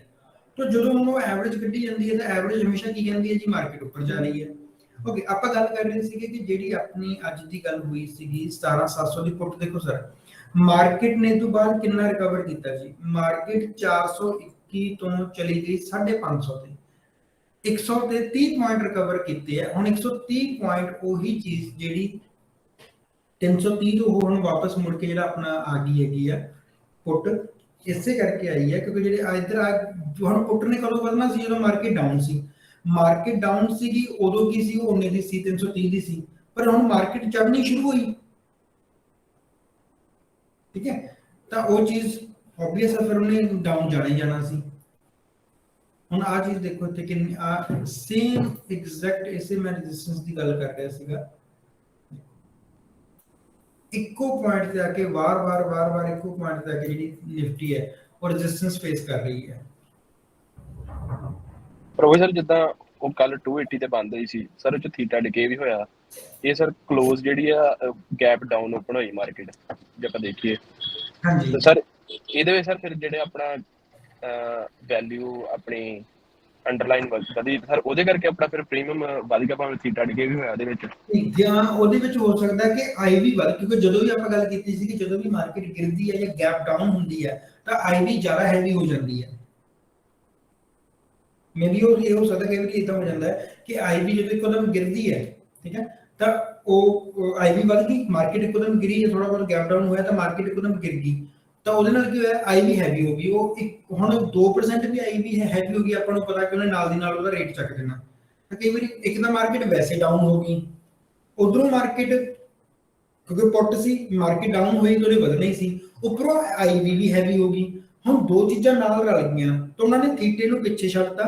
ਜਦੋਂ ਦੋ ਚੀਜ਼ਾਂ ਨੇ ਪੋਜ਼ਿਟਿਵਿਟੀ ਦਿੱਤੀ ਕਿ ਆਈਵੀ ਵੀ ਹੈਵੀ ਹੋ ਗਈ, ਉਹਦੇ ਵੀ ਪੋਜ਼ਿਟਿਵ ਪੁਆਇੰਟ ਜੁੜ ਗਏ, ਮਾਰਕੀਟ ਵੈਸੇ ਡਾਊਨ ਹੋ ਗਈ, ਉਹਦੇ ਵੀ ਪੁਆਇੰਟ ਜੁੜ ਗਏ, ਤਾਂ ਥੀਟੇ ਤੋਂ ਤਾਂ ਉਹ ਬਹੁਤ ਜ਼ਿਆਦਾ ਕੱਲ ਉਹਨਾਂ ਨੇ ਹਾਈ ਦੇਤਾ, ਇਸ ਕਰਕੇ ਉਹਦਾ ਉਹਨਾਂ ਫਰਕ ਨਹੀਂ ਪਿਆ ਹੋਏਗਾ ਵੀ ਜਾਂ ਕਹ ਲਓ ਉਹ ਉੱਪਰ ਚਲਾ ਗਿਆ ਇਨਸਟੈਡ ਆਫ ਇੱਕੋ ਦਮ ਜ਼ਿਆਦਾ। ਪਰ ਸਰ ਫਿਰ ਆਪਾਂ ਜੀ ਕਾਲ ਸੈਲ ਆਪਾਂ ਪੁੱਟ ਸੈਲ ਕਰਦੇ ਹਾਂ ਸਰ, ਫਿਰ ਆਪਾਂ ਨੂੰ ਆਈਵੀ ਕੰਸੀਡਰ ਕਰਨੀ ਪਊਗੀ ਕਿ ਉਹ ਕਿੰਨੀ ਆਈਵੀ ਆਪਾਂ 2% ਦੀ ਐਵਰੇਜ ਰੱਖ ਕੇ ਚੱਲ ਸਕਦੇ ਹਾਂ ਵੀ ਇੱਕਦਮ ਜੇ ਮਾਰਕੀਟ ਅਪ ਐਂਡ ਡਾਊਨ ਦੇ ਹਿਸਾਬ ਨਾਲ। ਹਾਂ ਬਾਕੀ ਤੁਹਾਨੂੰ ਆਈਵੀ ਤਾਂ ਮੈਂ ਅੱਜ ਦੱਸਦਾ ਵੀ ਇਹ ਆਈਵੀ ਕਿਵੇਂ ਦੇਖਦੇ ਆ ਵੀ ਇਹ ਆਈਵੀ ਸਹੀ ਹੈ। ਦੇਖੋ ਅਗੇਨ ਆਈਵੀ ਕੀ ਹੁੰਦਾ ਕਿ ਜਿਹੜੇ ਲੋਕੀ ਆਈਵੀ ਨੂੰ ਦੇਖਦੇ ਆ ਉਹ ਕੀ ਕਰਦੇ ਆ, ਉਹ ਭਾਵੇਂ 5 ਮਿੰਟ ਦੇ ਵਿੱਚ ਹੀ ਆਈਵੀ ਹੈਵੀ ਹੋ ਜੇ, ਉਹਨਾਂ ਨੇ ਨਾਲ ਦੀ ਨਾਲ ਉੱਥੇ ਮਾਰਕੀਟ ਨੂੰ ਸੈਲ ਕਰ ਦੇਣਾ। ਇਸ ਤੋਂ ਬਾਅਦ ਮਾਰਕੀਟ ਕਿਤੇ ਜਾਵੇ ਨਾ ਜਾਵੇ, ਆਈਵੀ ਨੇ ਤਾਂ ਪਤਾ ਹੀ ਹੈ ਕਿ ਨਾਰਮਲ ਪੋਜੀਸ਼ਨ ਤੇ ਆਉਣਾ ਹੀ ਹੋਣਾ ਹੈ, ਤਾਂ ਉਹ ਉਸੇ ਚੀਜ਼ ਤੋਂ ਪੈਸਾ ਕੱਢ ਲੈਂਦੇ ਆ, ਠੀਕ ਹੈ। ਮੰਨ ਲਓ ਸਰ ਫਿਰ ਆਪਾਂ ਸੌਰੀ ਸਰ ਮੈਂ ਜੇ ਸਰ ਆਪਾਂ ਪੁੱਟ ਸੈਲ ਕੀਤੀ ਆ ਆਈਵੀ ਨੂੰ ਦੇਖ ਕੇ ਆਪਾਂ ਸਰ ਜੇ ਆਪਣੀ ਕੁਆਂਟੀਟੀ ਵਧਾ ਦਈਏ ਤੇ ਉਹ ਆਪਣੀ ਆਈਵੀ ਦੀ ਪਰਸੈਂਟੇਜ ਨੇ ਸਰ ਆਪਾਂ ਫਿਰ ਉਹ ਐਗਜ਼ਿਟ ਕਰ ਸਕਦੇ ਹਾਂ ਉਹ 'ਚ ਕਿ ਆਪਾਂ ਇਕੱਲਾ ਉਹੀ ਖਾ ਗਏ। ਬਿਲਕੁਲ ਆਪਾਂ ਕਰ ਸਕਦੇ ਹਾਂ, ਪਰ ਹੁਣ ਉਹਦੇ ਵਿੱਚ ਦੇਖੋ ਜੇ ਤੁਸੀਂ ਸਿੰਪਲੀ ਕੀ ਕਰ ਰਹੇ ਹੋ, ਹਜੇ ਤੁਸੀਂ ਬਿਗਨਰ ਹੋ, ਤਾਂ ਮੈਂ ਪਰਸਨਲੀ ਇਹ ਕਹਿੰਦਾ ਕਿ ਬਿਗਨਰਸ ਕਦੇ ਵੀ ਆਈਵੀ ਦੇ ਲੈਵਲ ਤੇ ਟ੍ਰੇਡ ਨਾ ਕਰੀਏ, ਕਿਉਂਕਿ ਕੀ ਹੁੰਦਾ ਜਦੋਂ ਆਪਾਂ ਆਈਵੀ ਦੇ ਬੇਸਿਸ ਤੇ ਟ੍ਰੇਡ ਕਰਦੇ ਹਾਂ ਨਾ, ਤਾਂ ਫਿਰ ਆਪਾਂ ਡੈਲਟਾ ਨੂੰ ਜਾਂ ਆਪਾਂ ਥੀਟਾ ਨੂੰ ਨਾਰਮਲ ਪੁਆਇੰਟ ਆਫ View ਤੋਂ ਨਹੀਂ ਦੇਖਦੇ। ਠੀਕ ਹੈ। ਫਿਰ ਆਪਾਂ ਇਹਨਾਂ ਦੀਆਂ ਕੈਲਕੂਲੇਸ਼ਨਸ ਹੈ ਉਹਨਾਂ ਨੂੰ ਜ਼ਿਆਦਾ ਐਡਵਾਂਸ ਲੈਵਲ ਤੋਂ ਦੇਖ ਕੇ ਫਿਰ ਆਪਾਂ ਉਹਨਾਂ ਨੂੰ ਕਰਨਾ ਸ਼ੁਰੂ ਕਰਦੇ ਹਾਂ। ਹੁਣ ਜੇ ਹੋਏਗਾ ਕਿ ਮੰਨ ਲਓ ਤੁਸੀਂ ਕਹਿੰਦਾ ਆਈਵੀ ਦੇਖਿਆ ਪਰ ਉਦੋਂ ਤੱਕ ਮਾਰਕੀਟ ਨੇ ਮੂਵ ਦਿੱਤਾ, ਮਾਰਕੀਟ ਵੀ ਉਹਨਾਂ ਮੂਵ ਦੇਗੀ, ਉਧਰ ਤੁਹਾਡੇ ਆਈਵੀ ਸੀ, ਉਹ ਤੁਹਾਨੂੰ ਆਈਵੀ ਦਾ ਪੋਜ਼ਿਟਿਵ ਤੇ ਨੈਗੇਟਿਵ ਤਾਂ ਸਮਝ ਨਹੀਂ ਆਉਣਾਗਾ। ਕਲੀਅਰ? ਤਾਂ ਆਈਵੀ ਨੂੰ ਫਿਲਹਾਲ ਦੇ ਲਈ ਇੱਕ ਗ੍ਰੀਕ ਦੀ ਤਰ੍ਹਾਂ ਲੈ ਕੇ ਚੱਲੋ ਕਿ ਜਿਵੇਂ ਬਾਕੀ 4 ਗ੍ਰੀਕਸ ਹੈ, ਪੰਜਵਾਂ ਗ੍ਰੀਕ ਆਈਵੀ ਆਪਣਾ, ਤਾਂ ਤੁਸੀਂ ਉਹਨਾਂ ਨੂੰ ਦੇਖੋ ਵੀ ਹਾਂ ਬਾਕੀ ਦਾ ਆਹ ਫਰਕ ਪਏਗਾ, ਇਹਦਾ ਆਹ ਫਰਕ ਪਏਗਾ। ਹਜੇ ਆਪਾਂ ਆਈਵੀ ਦੇ ਮੂਵ ਨੂੰ ਲੈ ਕੇ ਸਿਰਫ ਟ੍ਰੇਡ ਨਹੀਂ ਕਰਨਾ। ਫਿਲਹਾਲ ਦੇ ਲਈ ਜਦ ਤੁਸੀਂ ਸੈਲਿੰਗ ਵੀ ਕਰ ਰਹੇ ਹੋ, ਜਿਹੜੇ ਤਕੜੇ ਸੈਲਰ ਹੈ ਨੋ ਡਾਊਟ ਉਹ ਆਈਵੀ ਦਾ ਮੂਵ ਹੀ ਲੈ ਕੇ ਕਰਦੇ ਆ, ਬਟ ਫਿਰ ਵੀ ਫਿਲਹਾਲ ਦੇ ਲਈ ਸਟਾਰਟਿੰਗ ਦੇ ਵਿੱਚ ਜਿੰਨਾ ਚਿਰ ਤੁਹਾਡੀਆਂ ਕੈਲਕੂਲੇਸ਼ਨਸ ਬਾਕੀ ਦੇ ਤੁਸੀਂ ਜਿਹੜੇ ਬਾਕੀ ਦੇ ਪੁਆਇੰਟ ਆ ਬਾਕੀ ਦੇ ਗ੍ਰੀਕਸ ਜਿੰਨਾ ਚਿਰ ਉਹਨਾਂ ਦੇ ਮਾਸਟਰਸ ਨਹੀਂ ਹੋ ਜਾਂਦੇ ਉਹਨਾਂ ਚਿਰ ਆਈਵੀ ਨੂੰ ਉਹਨਾਂ ਦੇ ਬਰਾਬਰ ਲੈ ਕੇ ਚੱਲੋ ਕਿ ਹਾਂ ਅਸੀਂ 4 ਚੀਜ਼ਾਂ ਗ੍ਰੀਕਸ ਦੀਆਂ ਦੇਖਣੀਆਂ, ਅਸੀਂ ਡੈਲਟਾ ਵੀ ਦੇਖਣਾ, ਥੀਟਾ ਵੀ ਦੇਖਣਾ, ਆਈਵੀ ਵੀ ਦੇਖਣੀ ਹੈ, ਰੋ ਵੀ ਦੇਖਣਾ, ਰੋ ਕਰ ਦੇਖਣ ਦੀ ਲੋੜ ਨਹੀਂ, ਠੀਕ ਹੈ, ਗਾਮਾ ਦੇਖ ਲਓ। ਪਰ ਜੇ ਤੁਸੀਂ ਕਹੋਗੇ ਅਸੀਂ ਇਕੱਲਾ ਆਈਵੀ ਦੇਖ ਲਈਏ ਉਹ ਗਲਤ ਹੋ ਜਾਏਗਾ। ਤਾਂ ਸਰ ਫਿਰ ਆਪਾਂ ਨੂੰ ਵੇਗਾ ਮਤਲਬ ਕੈਲਕੂਲੇਟ ਕਰਨਾ ਹੀ ਪਊਗਾ ਨਾ ਵੀ ਆਪਣੇ ਜੇ ਆਪਾਂ 17800 ਦੀ ਕਾਲ ਸੈਲ ਕਰਦੇ ਆ ਉਹ 'ਚ ਜੇ ਆਪਣੀ 2% ਵੀ ਆਈ ਵੱਧ ਗਈ ਤੇ ਸਰ ਉਹ ਮਤਲਬ 20 ਰੁਪਏ ਇੱਕ ਹਿਸਾਬ ਨਾਲ ਵੱਧ ਜਾਣਗੇ। ਹਾਂਜੀ ਬਿਲਕੁਲ, ਤਾਂ ਹੀ ਮੈਂ ਕਹਿੰਦਾ ਨਾ ਵੀ ਉਹਨੂੰ ਨਾਲ ਕੈਲਕੂਲੇਟ ਕਰਕੇ ਚੱਲੋ। ਜਦੋਂ ਆਪਾਂ ਸੈਲ ਕਰ ਰਹੇ ਹਾਂ ਤੁਸੀਂ ਉਹ ਰਿਸਕ ਵੀ ਆਪਾਂ ਹੁਣ ਜਿਵੇਂ ਆਪਾਂ ਮੰਨ ਲਓ ਆਪਾਂ ਕੀ ਕੀਤਾ, ਪਹਿਲਾਂ ਆਪਾਂ 17800 ਦੀ ਗੱਲ ਕੀਤੀ, ਫਿਰ ਆਪਾਂ ਕੀ ਦੇਖਿਆ ਵੀ ਠੀਕ ਹੈ ਜੀ ਮਾਰਕੀਟ 17800 ਤੇ ਨਹੀਂ ਪਹੁੰਚਦੀ, ਫਿਰ ਆਪਾਂ ਗੱਲ ਕੀਤੀ ਵੀ ਜੇ ਗੈਪ ਅਪ ਓਪਨ ਹੋ ਗਈ ਆਪਾਂ ਇੱਕ ਨਵੀਂ ਚੀਜ਼ ਐਡ ਕਰਨੀ ਨਾ। ਅੱਛਾ ਜੇ ਗੈਪ ਅਪ ਓਪਨ ਹੋ ਗਈ ਤਾਂ ਮੈਂ ਕਿਹਾ ਠੀਕ ਹੈ ਸਰ ਵੀ ਠੀਕ ਹੈ ਜੀ ਗੈਪ ਅਪ ਓਪਨ ਹੋਈ ਤਾਂ 150 ਪੁਆਇੰਟ ਹੀ ਹੋਊਗਾ, ਤਾਂ ਵੀ 800 ਤੇ ਨਹੀਂ ਜਾਂਦੀ, ਆਪਾਂ ਉੱਥੋਂ ਸੈਟੀਸਫਾਈ ਹੋ ਗਏ। ਫਿਰ ਮੈਂ ਗੱਲ ਕੀਤੀ ਵੀ ਯਾਰ ਜੇ ਡੈਲਟਾ ਇਹਦਾ ਇੰਨਾ ਜਾਂ ਇਹਦਾ ਥੀਟਾ ਇੰਨਾ, ਤਾਂ ਮੈਂ ਦੇਖਿਆ ਵੀ ਜੇ 72 ਪੁਆਇੰਟ ਚਾਹੀਦੇ ਆ ਬਾਇਰ ਨੂੰ, ਕਿ ਜੇ ਮਾਰਕੀਟ 72 ਪੁਆਇੰਟ ਚੱਲਦੀ ਹੈ ਤਾਂ ਜਿਹੜਾ ਥੀਟਾ ਡਿਕੇ ਉਹ ਕਵਰ ਹੋ ਜਾਏਗਾ। ਫਿਰ ਮੈਂ ਸੋਚਿਆ ਵੀ 550 ਤੋਂ ਲੈ ਕੇ 72 ਪੁਆਇੰਟ ਲਾ ਲਓ ਜਾਂ 100 ਪੁਆਇੰਟ ਲਾ ਲਓ 650, ਜੇ by chance market gap up ਹੋ ਗਈ ਤਾਂ ਉਹਦਾ ਇਹ 70 ਪੁਆਇੰਟ ਤਾਂ ਨਾਲ ਦੀ ਨਾਲ ਕਵਰ ਹੋ ਜਾਣੀ ਹੈ। ਹਾਂ ਜੇ ਗੈਪ ਅਪ ਨਹੀਂ ਹੁੰਦੀ ਤਾਂ ਉਹਦਾ ਥੀਟਾ ਡਿਕੇ ਹੋਏਗਾ, ਉਹ 32 ਪੁਆਇੰਟਾਂ ਤੇ ਹੋਏਗਾ। ਪਰ ਜੇ ਮਾਰਕੀਟ ਹੋਈ ਗੈਪ ਅਪ ਗਈ ਤਾਂ ਯਾਨੀ ਕਿ ਉਸ ਬੰਦੇ ਨੂੰ ਤਾਂ ਥੀਟਾ ਡਿਕੇ ਦਾ ਕੋਈ ਫਰਕ ਪੈਣਾ ਹੀ ਨਹੀਂਗਾ, ਗੈਪ ਅਪ ਹੋ ਗਈ ਉਹਦਾ ਆਪਸ਼ਨ 50 ਦਾ 50 ਹੀ ਰਹਿ ਜਾਊਗਾ। ਇਹ ਵੀ ਠੀਕ ਹੈ ਉਹ 50 ਤੋਂ 60 ਨਹੀਂ ਹੋਊਗਾ ਪਰ 50 ਤਾਂ ਰਹਿ ਹੀ ਜਾਊਗਾ ਨਾ। 2 ਦਿਨਾਂ ਚ ਹਾਲਾਂਕਿ ਡਾਊਨ ਹੋਣਾ ਚਾਹੀਦਾ ਸੀ, ਉਹ ਉੱਥੇ ਹੀ ਰੁਕਿਆ ਤਾਂ ਵੀ ਆਪਾਂ ਨੂੰ ਲਾਸ ਸੀ ਇੱਕ ਤਰ੍ਹਾਂ ਦਾ। ਫਿਰ ਮੈਂ ਦੇਖਿਆ ਕਿ ਹੁਣ ਮੰਨ ਲਓ ਆਪਾਂ ਆਈਵੀ ਲੈ ਕੇ ਚੱਲਦੇ ਆ, ਫਿਰ ਆਪਾਂ ਆਈਵੀ ਦੇਖਾਂਗੇ ਜੇ ਆਈਵੀ ਵੀ ਮੰਨ ਲਓ 2% ਆਪਾਂ ਲੈ ਕੇ ਚੱਲੀਏ ਵੀ 2% ਮੂਵ ਕਰ ਗਿਆ ਤਾਂ ਆਪਾਂ ਆਈਵੀ ਦੇਖੀਏ ਵੀ ਅੱਛਾ ਉਹਦੀ ਆਈਵੀ ਕਿੰਨੀ ਹੈ, ਆਪਾਂ ਦੇਖ ਹੀ ਲੈਂਦੇ ਆ। ਸਰ ਮਾਰਕੀਟ ਸਰ ਥੋੜਾ ਆਹ ਡਾਊਟ ਕਲੀਅਰ ਗੱਲ ਸਰ, ਜਿੱਦਾਂ ਤੁਸੀਂ ਕਹਿੰਦੇ ਵੀ 72 ਪੁਆਇੰਟ ਚੱਲਿਆ ਸਰ, ਮੰਨ ਲਓ ਆਪਾਂ ਥੀਟਾ ਪਹਿਲਾਂ ਕੈਲਕੂਲੇਟ ਕਰ ਲਿਆ ਵੀ ਇੰਨਾ ਡਿਕੇ ਹੋਣਾ ਦੋਨਾਂ ਦਿਨਾਂ ਚ ਹਨਾ, ਦੱਸੇ ਸਰ ਆਪਣਾ ਵੀ ਆਪਣਾ 15 ਰੁਪਏ ਡਿਕੇ ਹੋ ਜਾਣਾ ਥੀਟਾ ਹਨਾ। ਹਾਂਜੀ ਸਰ ਆਪਣਾ ਡੈਲਟਾ ਜਿਹੜਾ ਸੀ ਉਹ ਹੈਗਾ ਸੀ 0.6। ਹਾਂਜੀ ਸਰ ਉਹ ਆਪਣੇ ਹੁਣ 15 ਪੁਆਇੰਟ ਕਵਰ ਕਰਨ ਵਾਸਤੇ ਇਹ ਸਰ ਕਿੱਦਾਂ ਮਤਲਬ ਵੀ ਆਪਾਂ ਨੂੰ 15 ਨੂੰ ਡਿਵਾਈਡ ਬਾਈ ਕਰਨਾ ਹੈ ਕਿੱਦਾਂ ਸਰ, ਇਹ ਦੱਸ ਦਿਓ ਮਾੜਾ ਜਿਹਾ ਕੀ ਪ੍ਰੋਸੈਸ ਸੀ।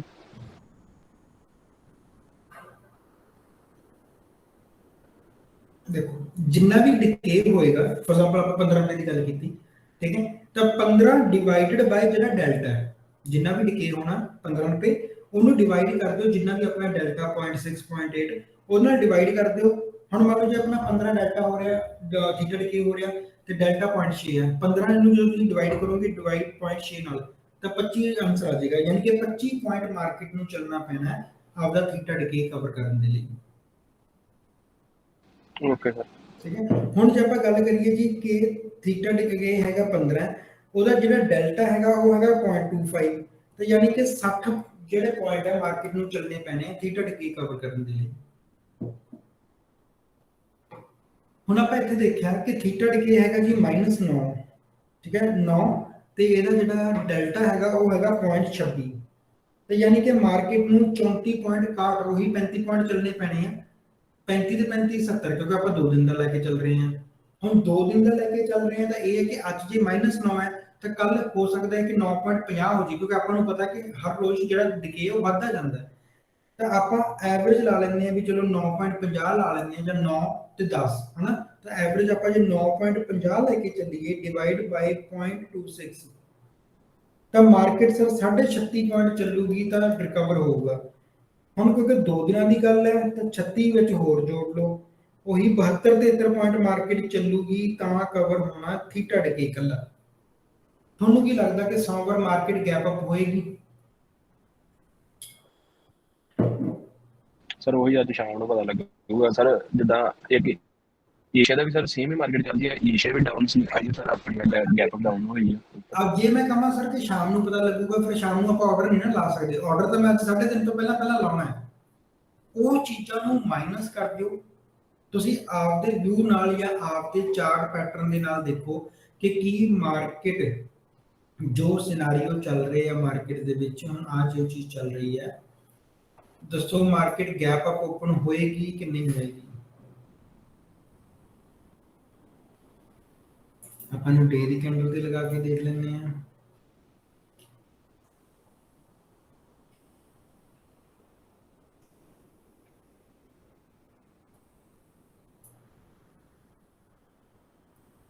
देखो डे की कैंडल है, इतने पहला बेरिश इनगल्फिंग बन रही थी, अज बुलिश इनगल्फिंग बन रही है। जे मान लो क्लोजिंग अपन ऊपर आ गई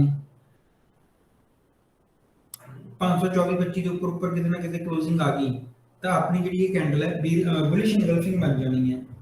पर बुलिश इनगल्फिंग कभी भी ये नहीं श्योरिटी होता कि गैप अप होना है।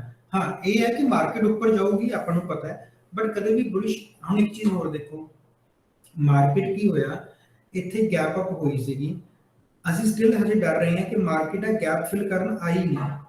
ਅੱਜ ਆ ਜੇ ਕੱਲ ਆ ਜੇ ਹਫਤੇ ਬਾਅਦ ਆ ਜੇ, ਸਾਨੂੰ ਲੱਗ ਰਿਹਾ ਕਿ ਹਜੇ ਮਾਰਕੀਟ ਗੈਪ ਫਿਲ ਕਰਨ ਲਈ ਆ ਸਕਦੀ ਹੈ। ਨਹੀਂ ਕਰਦੀ ਤਾਂ ਲੱਗ ਜੂ ਪਤਾ। ਸਰ ਇਹ ਆਪਾਂ ਜਿਹੜੀਆਂ ਪਿਛਲੀਆਂ ਤੁਸੀਂ ਕੈਂਡਲਾਂ ਜਿਹੜਾ ਗੈਪ ਦੀ ਗੱਲ ਕੀਤੀ ਸਰ, ਇਹ ਸਰ ਕੰਸੋਲੀਡੇਟ ਹੀ ਹੋਣੀਆਂ। ਇਹਨੇ ਗੈਪ ਤੇ ਫਿਰ ਪਿਛਲਾ ਵੀ ਨਹੀਂ ਕਵਰ ਕੀਤਾ ਆਲਮੋਸਟ ਸਰ, ਜਿੱਥੇ 14 ਲਿਖਿਆ ਹੈ 14 ਮਾਰਕ ਸਰ ਥੋੜਾ ਜਿਹਾ ਲੈਫਟ ਨੂੰ ਲੈਫਟ ਸਰ। ਹਾਂਜੀ ਸਰ ਇਹ ਆਲਮੋਸਟ ਉਹਦੇ ਲਾਗੇ ਜਾ ਇਹ ਤਾਂ ਆ ਕੈਂਡਲ ਆ ਗਈ ਨਾ ਨੀਚੇ ਗੈਪ ਫਿਲ ਕਰਨਾ। ਅਗਲੇ ਦਿਨ ਫਿਰ ਆ ਦੇਖੋ ਇੱਥੇ ਆ ਕੈਂਡਲ ਆਈ ਨੀਚੇ ਤੱਕ ਗੈਪ ਫਿਲ ਕਰਨਾ। ਆ ਕੈਂਡਲ ਇੱਥੇ ਬੰਦ ਮੰਨ ਲਓ ਸੀਗੀ, ਕੈਂਡਲ ਨੀਚੇ ਤੱਕ ਤਾਂ ਆਈ, ਪਰ ਇੱਥੋਂ ਜਿਹੜਾ ਆ ਗੈਪ ਹੈ ਨਾ ਆ 30 ਪੁਆਇੰਟ ਦਾ ਗੈਪ ਹੈ, ਇਹ ਨਹੀਂ ਫਿਲ ਹੋ ਪਾਇਆ। ਇਹ ਤਾਂ ਸਰ ਗੈਪ ਡਾਊਨ ਹੋ ਗਈ ਕੱਲ ਮਾਰਕੀਟ, ਫਿਰ ਸਰ 100 200 ਪੁਆਇੰਟ ਇਹ ਸਰ 30 ਪੁਆਇੰਟ ਆਲਮੋਸਟ ਉਹ ਸਰ ਇੰਨਾ ਦਾ ਗੈਪ ਡਾਊਨ ਹੋ ਹੀ ਨਹੀਂ ਸਕਦਾ ਤਾਂ ਵੀ। ਨਹੀਂ ਚਲੋ ਅਸੀਂ ਦੇਖ ਰਹੇ ਵੀ ਗੈਪ ਡਾਊਨ ਮੰਨ ਲਓ ਕਿਤੇ ਹੁੰਦੀ ਹੈ ਮਾੜਾ ਮੋਟਾ ਹੋਰ ਨੀਚੇ ਬਾਅਦ ਚ ਰਿਕਵਰ ਕਰਨ ਆ ਜਾਂਦੀ ਹੈ, ਪਰ ਚਲੋ ਕੋਈ ਗੱਲ ਨਹੀਂ। ਆਪਾਂ ਨਾਲ ਆਪਾਂ ਮੰਡੇ ਆਪਾਂ ਅੱਜ ਦਾ ਵੀਡੀਓ ਬਣਾ ਕੇ ਚੱਲੀਏ ਕਿ ਹੁਣ ਦੇਖੋ ਸਭ ਸਿੱਧੀ ਜੀ ਗੱਲ ਹੈ ਕਿ ਸਰ EMA ਲਗਾ ਲਓ ਫਿਰ 200 ਸਰ ਉਸ ਹਿਸਾਬ ਨਾਲ ਫਿਰ ਉਹਦਾ ਵੀ ਸਪੋਰਟ ਦਾ ਪਤਾ ਲੱਗ ਜੂ EMA 200 ਕਿੱਥੇ ਹੈ। ਲਓ ਸਰ ਆਪਾਂ EMA ਲਗਾ ਲੈਂਦੇ ਆ ਜੀ।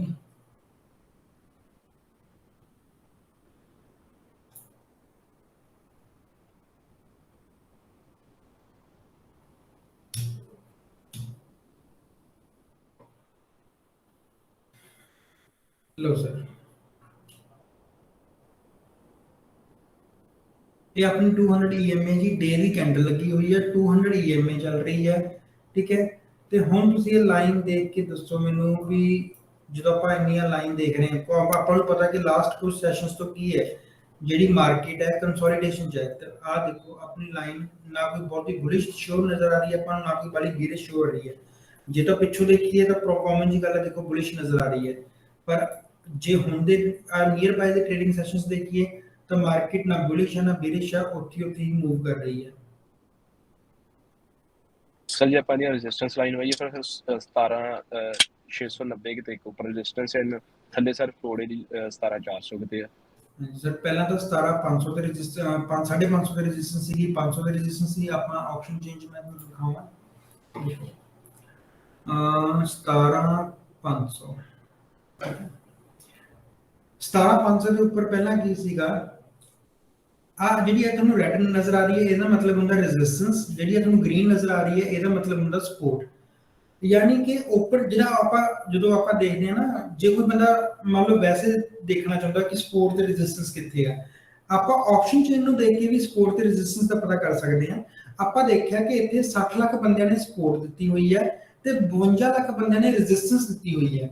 ਤਾਂ ਬੇਸਿਕਲੀ ਰੈਜ਼ਿਸਟੈਂਸ ਕਮਜ਼ੋਰ ਹੋ ਗਈ, ਹੁਣ ਉਹ ਚੀਜ਼ ਤੁਹਾਡੀ ਸਪੋਰਟ ਬਣ ਚੁੱਕੀ ਹੈ। ਜਦੋਂ ਆਪਾਂ ਅੱਗੇ ਦੇਖਦੇ ਹਾਂ 17,600 ਤੇ ਤਾਂ ਹਜੇ ਤਕਰੀਬਨ 60 ਲੱਖ ਹਜੇ ਹੁਣ ਨਿਫਟੀ ਨੂੰ 17,600 ਕ੍ਰੋਸ ਕਰਨ ਚ ਥੋੜਾ ਬਹੁਤ ਟਾਈਮ ਲੱਗ ਸਕਦਾ। ਕਿਉਂ? ਕਿਉਂਕਿ ਹਜੇ ਤੱਕ 60 ਲੱਖ ਬੰਦਿਆਂ ਦੀ ਕੀ ਹੈ ਰੈਜ਼ਿਸਟੈਂਸ ਹੈ ਤੇ 32 ਲੱਖ ਬੰਦਿਆਂ ਨੇ ਸਪੋਰਟ ਦਿੱਤੀ ਹੈ ਇਹਨੂੰ, ਯਾਨੀ ਕਿ ਰੈਜ਼ਿਸਟੈਂਸ ਹੈਵੀ ਹੋਈ ਵੀ ਹੈ। ਪਹਿਲਾਂ ਅੱਜ ਜਦੋਂ ਤੁਸੀਂ ਸਵੇਰ ਜੇ ਆਪ ਦੇਖਿਆ ਹੁੰਦਾ ਤਾਂ ਸਵੇਰ ਇੱਥੇ ਰੈਜ਼ਿਸਟੈਂਸ ਵੱਧਦੀ ਸੀ, ਸਪੋਰਟ ਥੋੜੀ ਸੀ, ਪਰ ਜਿਵੇਂ ਜਿਵੇਂ ਮਾਰਕੀਟ ਉੱਪਰ ਨੂੰ ਵਧਦੀ ਆ, ਹੁਣ ਦੇਖੋ ਮਾਰਕੀਟ 17500 ਨੂੰ ਕ੍ਰਾਸ ਕਰ ਗਈ ਤਾਂ ਕਾਮਨ ਜੀ ਗੱਲ ਹੈ, ਜਿਹੜੇ ਲੋਕਾਂ ਨੇ ਇੱਥੇ ਰੈਜ਼ਿਸਟੈਂਸ ਕ੍ਰੀਏਟ ਕੀਤੀ ਹੋਈ ਸੀ ਉਹ ਆਪਣੀਆਂ ਪੋਜੀਸ਼ਨਾਂ ਕੱਟਣਗੇ ਕਿ ਨਹੀਂ ਕੱਟਣਗੇ। ਬੇਸਿਕਲੀ ਇਹ ਪੋਜੀਸ਼ਨਸ ਹੁੰਦੀਆਂ ਰਾਈਟਰਸ ਦੀਆਂ, ਕਾਲ ਰਾਈਟਰਸ ਦੀਆਂ, ਠੀਕ ਹੈ, ਕਿ ਕਾਲ ਰਾਈਟਰ ਨੇ ਕੀ ਕੀਤਾ 17500 ਦੀ ਕਾਲ ਸੈਲ ਕੀਤੀ ਹੋਈ ਹੈ। ਹੁਣ ਜਦੋਂ ਉਹਨੇ 17500 ਦੀ ਕਾਲ ਸੈਲ ਕੀਤੀ ਹੋਈ, ਉਹਨੂੰ ਲੱਗਦਾ ਸੀ ਕਿ ਮਾਰਕੀਟ 17500 ਨਹੀਂ ਟੱਪਦੀ, ਤਾਂ ਉਹ ਲੋਕੀ ਉੱਥੇ ਓਪਨ ਇੰਟਰਸਟ ਵਧਦਾ ਗਿਆ, ਸਾਰਿਆਂ ਨੇ ਕੀ ਕੀਤਾ 17500 ਦੀਆਂ ਕਾਲਾਂ ਸੈਲ ਕਰਤੀਆਂ। ਸਭ ਦਾ ਵਿਊ ਇਹ ਸੀਗਾ ਕਿ 17500 ਨਹੀਂ ਕ੍ਰਾਸ ਕਰਦੀ। ਪਰ ਜਿਵੇਂ ਜਿਵੇਂ ਮਾਰਕੀਟ ਉੱਪਰ ਵਧੀ, ਜਿਵੇਂ ਜਿਵੇਂ ਲੋਕਾਂ ਨੂੰ ਲਾਸ ਹੋਣਾ ਸ਼ੁਰੂ ਹੋਇਆ ਉਹ ਕਾਲ ਸੈਲਰਸ ਨੂੰ, ਉਹ ਆਪਦੀ ਪੋਜੀਸ਼ਨ ਕੱਟਣਗੇ ਕਿ ਨਹੀਂ ਕੱਟਣਗੇ। ਲਾਸ ਹੋਣਾ ਸ਼ੁਰੂ ਹੋ ਗਿਆ ਤਾਂ ਉਹਨਾਂ ਨੇ ਆਪਣੀਆਂ ਪੋਜੀਸ਼ਨਸ ਕੱਟਣੀਆਂ ਸ਼ੁਰੂ ਕਰਤੀਆਂ। ਇਸੇ ਕਰਕੇ ਆਪਾਂ ਦੇਖਦੇ ਹਾਂ ਕਿ ਜਦੋਂ ਕੋਈ ਵੀ ਨਿਫਟੀ ਜਾਂ ਬੈਂਕ ਨਿਫਟੀ ਖਾਸ ਕਰ ਜਦੋਂ ਆਪਦੀ ਕੋਈ ਸਪੋਰਟ ਤੋੜਦੀ ਹੈ ਨਾ, ਤਾਂ ਉਹ ਇੱਕਦਮ ਥੋੜਾ ਜਿਹਾ ਫਾਸਟ ਮੂਵ ਦਿੰਦੀ ਹੈ। ਕਿਉਂ? ਕਿਉਂਕਿ ਉਦੋਂ ਕੀ ਹੁੰਦਾ, ਇੱਕ ਤਾਂ ਉਹਨੇ ਵੈਸੇ ਆਪਦੀ ਸਪੋਰਟ ਤੋੜੀ, ਪਿੱਛੋਂ ਉਹਨੂੰ ਮੂਵ ਮਿਲਿਆ ਸ਼ੇਅਰਸ ਤੋਂ, ਠੀਕ ਹੈ। ਸੈਕਿੰਡ, ਜਿਹੜੀ ਰੈਜ਼ਿਸਟੈਂਸ ਬਣ ਰਹੀ ਸੀਗੀ ਬਾਈ ਦਾ ਕਾਲ ਰਾਈਟਰਸ ਜਾਂ ਫਿਰ ਪੁੱਟ ਰਾਈਟਰਸ, ਤਾਂ ਉਹਨੇ ਕੀ ਕੀਤਾ, ਉਹ ਅਨਵਾਈਂਡਿੰਗ ਹੋਣ ਲੱਗ ਪਈਆਂ। ਆਪਾਂ ਕਹਿੰਦੇ ਵੀ ਠੀਕ ਹੈ ਜੀ, ਉਹਨਾਂ ਨੇ ਆਪਦੀ ਪੋਜੀਸ਼ਨਸ ਨੂੰ ਅਨਵਾਈਂਡ ਕਰ ਲਿਆ, ਠੀਕ ਹੈ, ਉਹ ਕੱਟਣੀਆਂ ਸ਼ੁਰੂ ਕਰਤੀਆਂ। ਤੇ ਜਿਵੇਂ ਜਿਵੇਂ ਰੈਜ਼ਿਸਟੈਂਸ, ਹੁਣ ਦੇਖੋ ਹੁਣੇ ਦੇਖੋ 52 ਸਮਥਿੰਗ ਸੀ, 51.7 ਰਹਿ ਗਿਆ। ਕਿਉਂ? ਮਾਰਕੀਟ ਭੱਜ ਰਹੀ ਹੈ, ਮਾਰਕੀਟ ਭੱਜ ਰਹੀ ਹੈ ਤਾਂ ਲੋਕੀ ਕੀ ਕਰ ਰਹੇ ਆ, ਆਪਦੀਆਂ ਪੋਜੀਸ਼ਨਸ ਨੂੰ ਕੱਟ ਰਹੇ। ਹੁਣ 17600, ਜਿਵੇਂ ਜਿਵੇਂ ਮਾਰਕੀਟ 17600 ਵੱਲ ਨੂੰ ਵੱਧਦੀ ਜਾਊਗੀ, ਤੁਸੀਂ ਦੇਖਿਓ ਜੋ ਆ ਜਿਹੜੀ ਇੱਥੇ ਰੈਜ਼ਿਸਟੈਂਸ ਹੈ ਇਹਨੇ ਘਟਦੀ ਜਾਣਾ, ਇਧਰਲੇ ਪਾਸੇ ਸਪੋਰਟ ਵੱਧਦੀ ਜਾਣੀ ਹੈ। ਕਲੀਅਰ?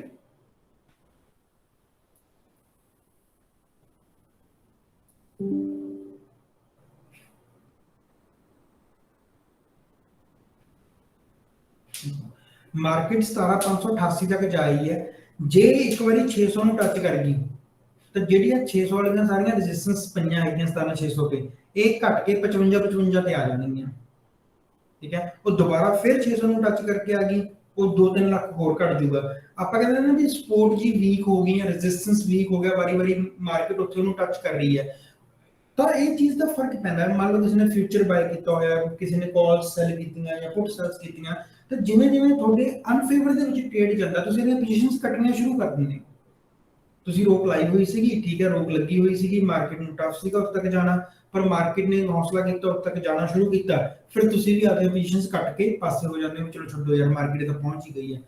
ਹੁਣੇ ਹੁਣੇ ਦੇਖਿਓ ਜੋ ਜਿਵੇਂ ਜਿਵੇਂ ਮਾਰਕੀਟ ਉੱਪਰ ਨੂੰ ਜਾ ਰਹੀ ਹੈ, ਹੁਣ 777 ਤੇ ਆ ਗਈ, ਇਹੀ ਮਾਰਕੀਟ 590 95 ਤੇ ਆ ਗਈ ਨਾ, ਤਾਂ ਜਿਨ੍ਹਾਂ ਨੇ 17600 ਦੀਆਂ ਰੈਜ਼ਿਸਟੈਂਸ ਤੇ ਉਹ ਲਗਾਈ ਹੋਈ ਹੈ, ਕਾਲ ਸੈਲ ਕੀਤੀਆਂ ਹੋਈਆਂ, ਉਹ ਆਪਣੀਆਂ ਪੋਜੀਸ਼ਨਸ ਅੱਧੇ ਜਾਣੇ ਆਪਣੀਆਂ ਪੋਜੀਸ਼ਨ ਕੱਟ ਕੇ ਚਲੇ ਜਾਣਗੇ ਵੀ ਬਹੁਤ ਹੋ ਗਿਆ, ਹੁਣ ਮਾਰਕੀਟ ਬਸ ਆਉਣ ਵਾਲੀ ਹੈ, ਜਿੰਨਾ ਕੁ ਪ੍ਰੋਫਿਟ ਮਿਲ ਰਿਹਾ 20 25 30 ਜਿੰਨਾ ਵੀ, ਉਹ ਲੈ ਕੇ ਬਾਹਰ ਨਿਕਲ ਜਾਓ। ਕਿਉਂਕਿ ਜੇ ਮਾਰਕੀਟ 17600 ਕ੍ਰਾਸ ਕਰ ਗਈ ਫਿਰ ਤਾਂ ਉਹਨਾਂ ਨੂੰ ਲਾਸ ਹੋਣਾ ਸ਼ੁਰੂ ਹੋ ਜਾਣਾ, ਤੇ ਉਹਨਾਂ ਨੇ ਆਪਣੀਆਂ ਪੋਜੀਸ਼ਨ ਕੱਟਣੀਆਂ, ਹਜੇ ਤੱਕ ਉਹ ਪ੍ਰੋਫਿਟ 'ਚ ਬੈਠੇ ਆ, ਪਰ ਜਿਵੇਂ ਇੱਕ ਵਾਰੀ ਮਾਰਕੀਟ 17600 ਨੂੰ ਕ੍ਰਾਸ ਕਰੂਗੀ, ਉਹਨਾਂ ਨੇ ਲਾਸ ਸ਼ੁਰੂ ਹੋ ਜਾਣਾ। ਤੇ ਹਰ ਇੱਕ ਬੰਦੇ ਦਾ ਇੱਕ ਸਟਾਪ ਲਾਸ ਹੁੰਦਾ ਵੀ ਚਲੋ ਜੀ ਮੈਂ 1000 ਰੁਪਏ ਲੈ ਕੇ ਲਾਸ 'ਚ ਨਿਕਲਣਾ ਹੈ, 2000 ਲੈ ਕੇ ਨਿਕਲਣਾ, ਤਾਂ ਉਹਨਾਂ ਨੇ ਆਪਣੀਆਂ ਪੋਜੀਸ਼ਨਸ ਕੱਟਣੀਆਂ ਸ਼ੁਰੂ ਕਰ ਦੇਣੀਆਂ। ਕਈਆਂ ਨੂੰ ਲੱਗੂਗਾ ਵੀ ਚਲ ਹੁਣ ਥੋੜਾ ਬਹੁਤ ਪ੍ਰੋਫਿਟ ਹੈ, ਇਹੀ ਲੈ ਲਓ, ਮਾਰਕੀਟ ਤੋਂ ਉੱਪਰ ਚਲੀ ਗਈ।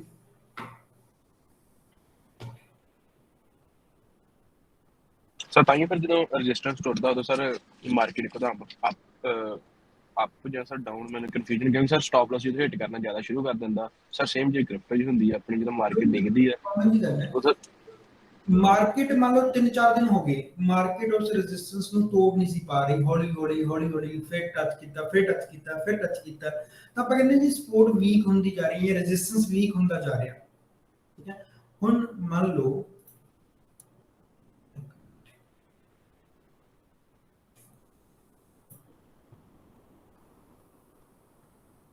ਰੈਜ਼ਿਸਟੈਂਸ ਪਈ ਹੈ, ਹੁਣ ਕੀ ਹੋਇਆ, ਮਾਰਕੀਟ ਕੀ ਕਰ ਰਹੀ ਹੈ, ਇਸ ਰੈਜ਼ਿਸਟੈਂਸ ਤੇ ਖੜੀ ਹੈ। ਮਾਰਕੀਟ ਨੇ ਕੀ ਕੀਤਾ, ਇੱਥੇ ਇੱਕ ਵਾਰੀ ਰੈਜ਼ਿਸਟੈਂਸ ਨੂੰ ਟੱਚ ਕੀਤਾ, ਫਿਰ ਡਾਊਨ ਆ ਗਈ, ਫਿਰ ਉੱਪਰ ਜਾ ਕੇ ਟੱਚ ਕੀਤਾ, ਫਿਰ ਡਾਊਨ ਆ ਗਈ, ਫਿਰ ਟੱਚ ਕੀਤਾ, ਯਾਨੀ ਕਿ ਮਾਰਕੀਟ ਉੱਪਰ ਵਾਰ-ਵਾਰ ਉੱਪਰ ਜਾਣ ਦੀ ਕੋਸ਼ਿਸ਼ ਕਰ ਰਹੀ ਹੈ। ਤੇ ਜਿਸ ਦਿਨ ਆਊਗਾ ਜਦੋਂ ਮਾਰਕੀਟ ਇਸ ਚੀਜ਼ ਨੂੰ ਕ੍ਰਾਸ ਕਰੇਗੀ, ਤੇ ਜਦੋਂ ਕ੍ਰਾਸ ਕਰੇਗੀ ਇੱਕੋਦਮ ਫਿਰ ਤੇਜ਼ੀ ਨਾਲ ਫਾਸਟ ਮੂਵ ਕਰੇਗੀ, ਫਿਰ ਉਹ ਹੌਲੀ ਹੌਲੀ ਮੂਵ ਨਹੀਂ ਕਰੇਗੀ। ਜਿਵੇਂ ਉਹਨੇ ਆਹ ਰੈਜ਼ਿਸਟੈਂਸ ਤੋੜਤੀ, 3 ਦਿਨ ਹੋ ਗਏ ਸੀ ਨਹੀਂ ਸੀ ਟੁੱਟ ਰਹੀ, ਪਰ ਜਿਵੇਂ ਉਹਨੇ ਰੈਜ਼ਿਸਟੈਂਸ ਤੋੜੀ ਤਾਂ ਮਾਰਕੀਟ ਇੱਥੋਂ ਤੱਕ ਦਾ ਜਿਹੜਾ ਮੂਵ ਹੈ ਨਾ ਉਹ ਫਾਸਟ ਦਿੰਦੀ ਹੈ, ਇੱਕੋਦਮ ਆ ਜਾਂਦੀ ਹੈ। ਉਸੇ ਤਰ੍ਹਾਂ ਮੰਨ ਲਓ ਜੇ ਆਪਾਂ ਗੱਲ ਕਰਦੇ ਹਾਂ ਸਪੋਰਟ ਦੀ, ਹੁਣ ਮਾਰਕੀਟ ਕੀ ਹੋ, ਚਲੋ ਮਾਰਕੀਟ ਡਾਊਨ ਹੋਣ ਲੱਗ ਪਈ, ਉਹਨੇ ਪਹਿਲੀ ਸਪੋਰਟ ਲਈ, ਸਪੋਰਟ ਲੈ ਕੇ ਉੱਪਰ ਚੜ ਗਈ, ਪਰ ਉਹ 'ਚ ਇੰਨੀ ਪਾਵਰ ਨਹੀਂ ਸੀਗੀ ਕਿ ਉਹ ਬਹੁਤ ਉੱਪਰ ਚਲੀ ਜਾਂਦੀ, ਫਿਰ ਦੁਬਾਰਾ ਵਾਪਸ ਸਪੋਰਟ ਲੈਣ ਆ ਗਈ, ਫਿਰ ਸਪੋਰਟ ਲੈ ਕੇ ਥੋੜੀ ਬਹੁਤ ਉੱਪਰ ਚੜੀ, ਫਿਰ ਤੀਜੀ ਵਾਰੀ ਸਪੋਰਟ ਲਈ। ਮਾਰਕੀਟ ਕਿੰਨੇ ਕੁ ਵਾਰੀ ਸਪੋਰਟ ਲਏਗੀ? ਇੱਕ ਦਿਨ ਆਊਗਾ ਕਿ ਮਾਰਕੀਟ ਕੀ ਕਰੂਗੀ, ਠਾਲ ਕਰਕੇ ਨੀਚੇ ਵੱਜੂਗੀ, ਮਾਰਕੀਟ ਸਪੋਰਟ ਤੋੜ ਕੇ ਨਾਲ ਦੀ ਨਾਲ ਇੱਕ ਵਾਰੀ ਨੀਚੇ ਆ ਜਾਊਗੀ। ਤਾਂ ਇਹ ਚੀਜ਼ ਹੁੰਦੀ ਹੈ ਜਦੋਂ ਵੀ ਸਪੋਰਟਸ ਵਗੈਰਾ ਟੁੱਟਦੀਆਂ ਜਾਂ ਮੰਨ ਲਓ ਰੈਜ਼ਿਸਟੈਂਸ ਟੁੱਟਦੀਆਂ, ਤਾਂ ਇੱਕ ਵਾਰੀ ਤੁਹਾਨੂੰ ਮੂਵ, ਹੁਣ ਆਪਾਂ ਜਿਹੜੇ ਇੱਥੇ ਅੱਜ ਨਿਫਟੀ ਦਾ ਦੇਖੀਏ, ਆਪਾਂ ਹੁਣੇ ਇੱਕ ਲਾਈਨ ਲਾਈ ਵੀ ਸੀਗੀ, ਚਲੋ ਮੈਂ ਤੁਹਾਨੂੰ ਦੁਬਾਰਾ ਦਿਖਾਉਣਾ।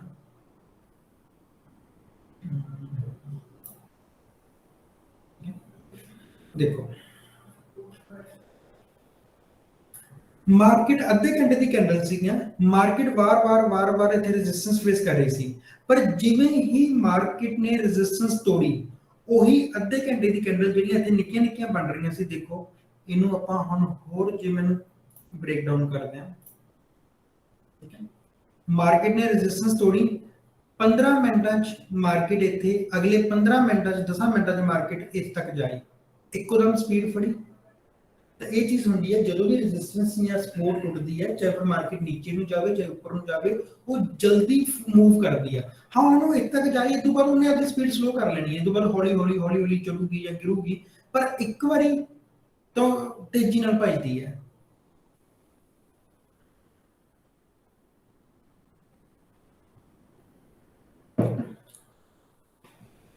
ਜੇ ਤੁਸੀਂ ਹੋਰ ਛੋਟਾ ਕਰਕੇ ਦੇਖੋ, ਮਾਰਕੀਟ ਨੇ ਇਥੋਂ ਸਪੋਰਟ ਤੋੜੀ, 5 ਮਿੰਟ ਦੀ ਕੈਂਡਲ, ਅਗਲੀ 5 ਮਿੰਟ ਦੀ ਕੈਂਡਲ, ਅਗਲੀ 5 ਮਿੰਟ ਦੀ ਕੈਂਡਲ, ਸਪੀਡ ਫੜੀ ਹੈ। ਹੁਣ ਕੀ ਹੋਇਆ, ਹੁਣ ਦੇਖੋ 5 ਮਿੰਟ ਤੇ ਸਪਿਨਿੰਗ ਕੈਂਡਲਸ ਬਣਨੀਆਂ ਸ਼ੁਰੂ ਹੋ ਗਈਆਂ, ਹੁਣ ਸਪੀਡ ਰੁਕ ਗਈ ਕਿਉਂਕਿ ਇੱਕ ਵਾਰੀ ਜਿਹੜੀ ਸਪੀਡ ਆਉਣੀ ਸੀ ਉਹ ਆ ਗਈ ਹੈ। ਹੁਣ ਅਗਲੀਆਂ 5 ਮਿੰਟ ਦੀਆਂ ਦੇਖੋ ਸਪਿਨਿੰਗ ਕੈਂਡਲਸ ਬਣਨਗੀਆਂ। ਤੁਸੀਂ ਇਹਨਾਂ ਸਪਿਨਿੰਗ ਕੈਂਡਲਸ ਨੂੰ ਵੀ ਉਹ ਕਰ ਸਕਦੇ ਹੋ। ਪਰ ਸਰ ਜਿਹੜੀ ਕੈਂਡਲ ਨੇ ਸਪੋਰਟ ਤੋੜੀ ਸਰ, ਆਪਾਂ ਉਹ ਹਾਈ ਬਹੁਤ ਜ਼ਿਆਦਾ ਗਈ, ਪਰ ਸਰ ਜੇ ਆਪਾਂ ਕਨਫਰਮੇਸ਼ਨ ਲਵਾਂਗੇ ਨਾ ਪਹਿਲਾਂ ਵੀ ਇਹ ਪ੍ਰੋਪਰ ਹਾਂ ਆਪ ਦੇਖੋ ਕੀ ਹੋਇਆ, ਆਹ ਚੀਜ਼ ਉਹਨੇ ਸਪੋਰਟ, ਆਪਾਂ ਇਸ ਚੀਜ਼ ਨੂੰ ਨਹੀਂ ਕਹਿੰਦੇ ਕਿ ਸਪੋਰਟ ਤੋੜੀ, ਕਿਉਂਕਿ ਉਹ ਦੁਬਾਰਾ ਵਾਪਸ ਆ ਕੇ ਉਹਨੇ ਕਲੋਜ਼ਿੰਗ ਕਿੱਥੇ ਦਿੱਤੀ, ਔਰ ਰੈਜ਼ਿਸਟੈਂਸ ਦੇ ਨੀਚੇ ਦਿੱਤੀ, ਠੀਕ ਹੈ। ਉਹਨੇ ਰੈਜ਼ਿਸਟੈਂਸ ਕਿੱਥੇ ਜਿੱਥੇ ਵੀ ਰੈਜ਼ਿਸਟੈਂਸ ਸੀ, ਉਹਨੇ ਇੱਕ ਵਾਰੀ ਰੈਜ਼ਿਸਟੈਂਸ ਨੂੰ ਦੇਖੋ, ਆ ਸਾਰੀਆਂ ਕੈਂਡਲਸ ਦੇਖੋ, ਸਭ ਨੇ ਕੀ ਕੀਤਾ, ਰੈਜ਼ਿਸਟੈਂਸ ਨੂੰ ਤੋੜਿਆ ਫਿਰ ਨੀਚੇ ਆ ਗਿਆ, ਫਿਰ ਤੋੜਿਆ ਫਿਰ ਨੀਚੇ ਆਈ। ਜਿੰਨਾ ਚਿਰ ਕਲੋਜ਼ਿੰਗ ਰੈਜ਼ਿਸਟੈਂਸ ਤੋਂ ਉੱਪਰ ਨਹੀਂ ਹੁੰਦੀ, ਹੁਣ ਜਿਹੜੀ ਆਹ ਕੈਂਡਲ ਸੀ ਇਹਨੇ ਕੀ ਕੀਤਾ, ਕਲੋਜ਼ਿੰਗ ਰੈਜ਼ਿਸਟੈਂਸ ਤੋਂ ਉੱਪਰ ਦੇਤੀ, ਇਸ ਕੈਂਡਲ ਨੂੰ ਕਹਿੰਦੇ ਆ ਕਿ ਜੀ ਇਹਨੇ ਰੈਜ਼ਿਸਟੈਂਸ ਤੋੜਤੀ। ਜੇ ਆਪਾਂ ਆਹ ਕੈਂਡਲ ਦੀ ਗੱਲ ਕਰੀਏ, ਇਹ ਤੋਂ ਰੈਜ਼ਿਸਟੈਂਸ ਟੁੱਟੀ ਨਹੀਂ, ਉੱਪਰ ਗਈ, ਠੀਕ ਹੈ, ਇੱਕ ਵਾਰੀ ਰੈਜ਼ਿਸਟੈਂਸ ਨੂੰ ਉਹਨੇ ਕ੍ਰਾਸ ਕੀਤਾ, ਪਰ ਕਲੋਜ਼ਿੰਗ ਕਿੱਥੇ ਦੇ ਪਾਈ, ਰੈਜ਼ਿਸਟੈਂਸ ਦੇ ਨੀਚੇ ਹੀ ਕਲੋਜ਼ ਰਹਿ ਗਈ ਉਹ। ਪਰ ਅਗਲੀ ਕੈਂਡਲ ਨੇ ਰੈਜ਼ਿਸਟੈਂਸ ਤੋੜਤੀ, ਤੇ ਜਦੋਂ ਅਗਲੀ ਕੈਂਡਲ ਨੇ ਰੈਜ਼ਿਸਟੈਂਸ ਤੋੜੀ, ਅਗਲੀ ਕੈਂਡਲ ਦੇਖੋ ਫਿਰ 5 ਮਿੰਟਾਂ 'ਚ ਉਹਨੇ ਕਿੰਨਾ ਮੂਵ ਦਿੱਤਾ, 550 ਤੋਂ ਲੈ ਕੇ ਤੇ 565, 15 ਪੁਆਇੰਟਾਂ ਦਾ ਮੂਵ। ਕਿੱਥੇ ਅੱਧੇ ਦੀ ਘੰਟੇ ਦੀ ਜਿਹੜੀ ਕੈਂਡਲ ਸੀ ਉਹ 30 ਪੁਆਇੰਟਾਂ ਦੇ ਵਿੱਚ ਘੁੰਮ ਰਹੀ ਸੀ, ਕਿੱਥੇ ਇੱਕੋ ਕੈਂਡਲ ਨੇ 15 ਮਿੰਟ ਦਾ ਮੂਵ, 15 ਪੁਆਇੰਟ ਦਾ ਮੂਵ ਦਿੱਤਾ। ਹੁਣ ਇੱਕ ਦੋ ਅਗਲੀ ਕੈਂਡਲ ਨੇ 561 ਤੋਂ ਸ਼ੁਰੂ ਹੋਈ, 580 ਤੱਕ ਜਾਈ, 20 ਪੁਆਇੰਟਸ ਦਾ ਮੂਵ ਦਿੱਤਾ, ਠੀਕ ਹੈ। ਪਰ ਸਰ ਜੇ ਆਪਾਂ ਹਾਂਜੀ ਇੱਕ ਸਰ ਜੇ ਆਪਾਂ sir support and resistance strong ਜਿੱਦਾਂ ਤੁਸੀਂ ਆਹ ਕਹਿੰਦੇ, ਪਰ ਸਰ ਆਪਾਂ ਓਪਨ ਇੰਟਰਸਟ ਤੇ ਦੇਖ ਸਕਦੇ ਹਾਂ ਵੀ ਆਪਸ਼ਨਸ ਦੇ ਵਿੱਚੋਂ ਵੀ ਕਿੱਥੇ ਜ਼ਿਆਦਾ ਓਪਨ ਇੰਟਰਸਟ ਚੱਲਦਾ ਪਿਆ, ਸਟਰੋਂਗ ਰੈਜ਼ਿਸਟੈਂਸ ਕਿਹੜੀ ਹੈ। ਮੈਂ ਤੁਹਾਨੂੰ ਦੱਸਦਾ ਸੀ, ਆ ਦੇਖੋ 500 ਤੇ ਸਭ ਤੋਂ ਵੱਧ ਸੀਗਾ, ਇਹ ਤੋਂ ਬਾਅਦ 550 ਦੇ 22 ਪੁਆਇੰਟ ਖੜਿਆ, ਪਰ ਇਧਰ ਤੇ ਯਾਨੀ ਕਿ 550 ਦੀ ਕੀ ਹੈ, ਰੈਜ਼ਿਸਟੈਂਸ ਤਕੜੀ ਹੈ ਕਿ ਸਪੋਰਟ ਤਕੜੀ ਹੈ, ਸਪੋਰਟ ਜ਼ਿਆਦਾ ਤਕੜੀ, ਠੀਕ ਹੈ ਨਾ। 550 ਦੀ ਰੈਜ਼ਿਸਟੈਂਸ ਨਹੀਂ ਹੈਗੀ, ਸਪੋਰਟ ਜ਼ਿਆਦਾ ਤਕੜੀ ਹੈ। ਪਰ ਜੇ ਆਪਾਂ 600 ਦੀ ਗੱਲ ਕਰੀਏ, ਉਹ ਸਰ ਰੈਜ਼ਿਸਟੈਂਸ ਹੈ, 600 ਦੇ ਰੈਜ਼ਿਸਟੈਂਸ ਤਕੜੀ ਪਈ ਹੈ। ਤਾਂ ਜੇ ਆਪਾਂ ਗੱਲ ਕਰੀਏ ਕਿ ਮਾਰਕੀਟ ਹੁਣ ਮੰਨ ਲਓ ਆਪਾਂ 17600 ਦੇ ਲਗਾ ਲਈਏ,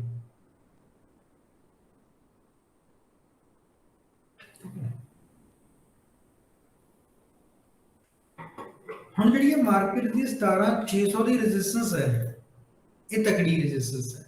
ਮਾਰਕੀਟ ਹੁਣ ਰਾਈਟ ਨਾਓ ਦੀ ਜੇ ਆਪਾਂ ਗੱਲ ਕਰੀਏ, 550 ਤੋਂ ਮਾਰਕੀਟ ਵੈਸੇ ਹੀ ਤੋੜ ਕੇ ਆ ਗਈ, 550 ਤੋਂ ਨੇ ਰੈਜ਼ਿਸਟੈਂਸ ਫੇਸ ਹੀ ਨਹੀਂ ਕੀਤੀ, ਕਿਉਂਕਿ ਆਪਾਂ ਨੂੰ ਪਤਾ ਕਿ 550 ਦੀ ਰੈਜ਼ਿਸਟੈਂਸ ਥੋੜੀ ਸੀ, ਸਪੋਰਟ ਜ਼ਿਆਦਾ ਸੀ। ਤਾਂ ਮਾਰਕੀਟ ਹੁਣ ਉੱਪਰ ਜਾ ਰਹੀ ਹੈ, ਕਿੱਥੋਂ ਤੱਕ ਜਾ ਸਕਦੀ ਹੈ ਮਾਰਕੀਟ, 600 ਤੱਕ, 17600 ਤੱਕ ਤਾਂ ਅੱਜ ਜਾ ਸਕਦੀ ਹੈ, ਹਜੇ ਟਾਈਮ ਪਿਆ, ਠੀਕ ਹੈ। ਵੈਸੇ ਵੀ 2 ਵਜੇ ਵਾਲਾ ਮੂਵ ਚੱਲ ਰਿਹਾ ਹੈਗਾ, ਆਪਾਂ ਨੂੰ ਪਤਾ ਕਿ 2 ਵਜੇ ਵਾਲਾ ਮੂਵ ਥੋੜਾ ਜਿਹਾ ਫਾਸਟ ਚੱਲ ਪੈਂਦਾ ਹੈਗਾ। ਪਰ ਹੁਣ ਇੱਥੇ ਦੇਖਿਓ, ਜੋ ਮਾਰਕੀਟ ਇੱਕ ਵਾਰੀ 17600 ਇੰਨੀ ਜਲਦੀ ਨਹੀਂ ਕ੍ਰਾਸ ਕਰਦੀ। ਹੁਣ ਜਦੋਂ ਨੇ 17600 ਨਹੀਂ ਕ੍ਰਾਸ ਕਰਨਾ, ਤਾਂ ਇੱਥੇ ਇੱਕ ਚੀਜ਼ ਦੇਖਿਓ ਤੁਸੀਂ, 550 पर ला लिए। ਸਰ ਉਹ ਰੀਟੈਸਟ ਕਰਨਾ ਹੋਊਗੀ ਆਪਾਂ ਜਿਹੜਾ ਸਪਲਾਈ ਜ਼ੋਨ ਕਹਿ ਦਿੰਦੇ ਹਾਂ। हाँ रीटेस्ट भी आप कह सकते हैं।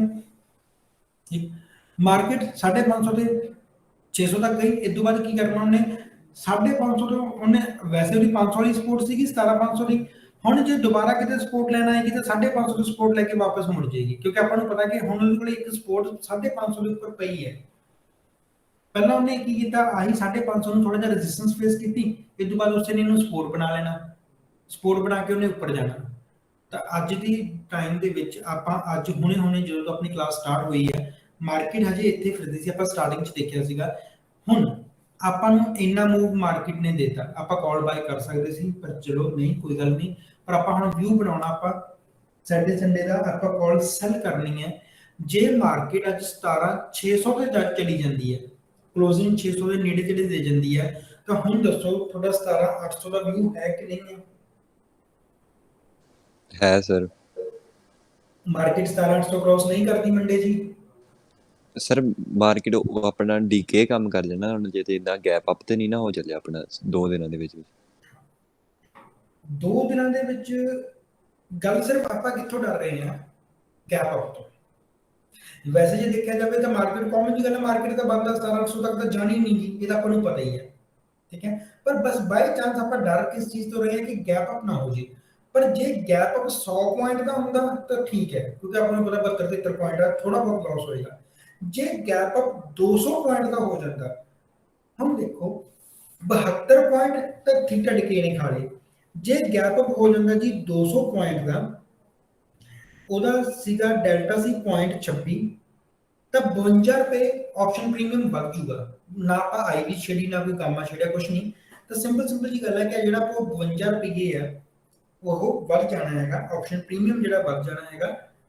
ਪਰ ਇੱਕ ਗੱਲ ਫਿਰ ਦੇਖਿਓ, ਚਲੋ ਇੱਕ ਮਿੰਟ, 52 ਰੁਪਏ ਵੱਧ ਗਿਆ ਤੇ ਇਹਨੂੰ 50 ਨਾਲ ਕਰ ਲਓ, ਆਪਣਾ 2600 ਰੁਪਏ ਦਾ ਲਾਸ ਹੋ ਸਕਦਾ। ਜੇ ਨਹੀਂ ਵੱਧਦਾ, ਹੁਣ ਜੇ ਆਪਾਂ ਮੰਨ ਲਓ ਲੈ ਕੇ ਚੱਲਦੇ ਹਾਂ,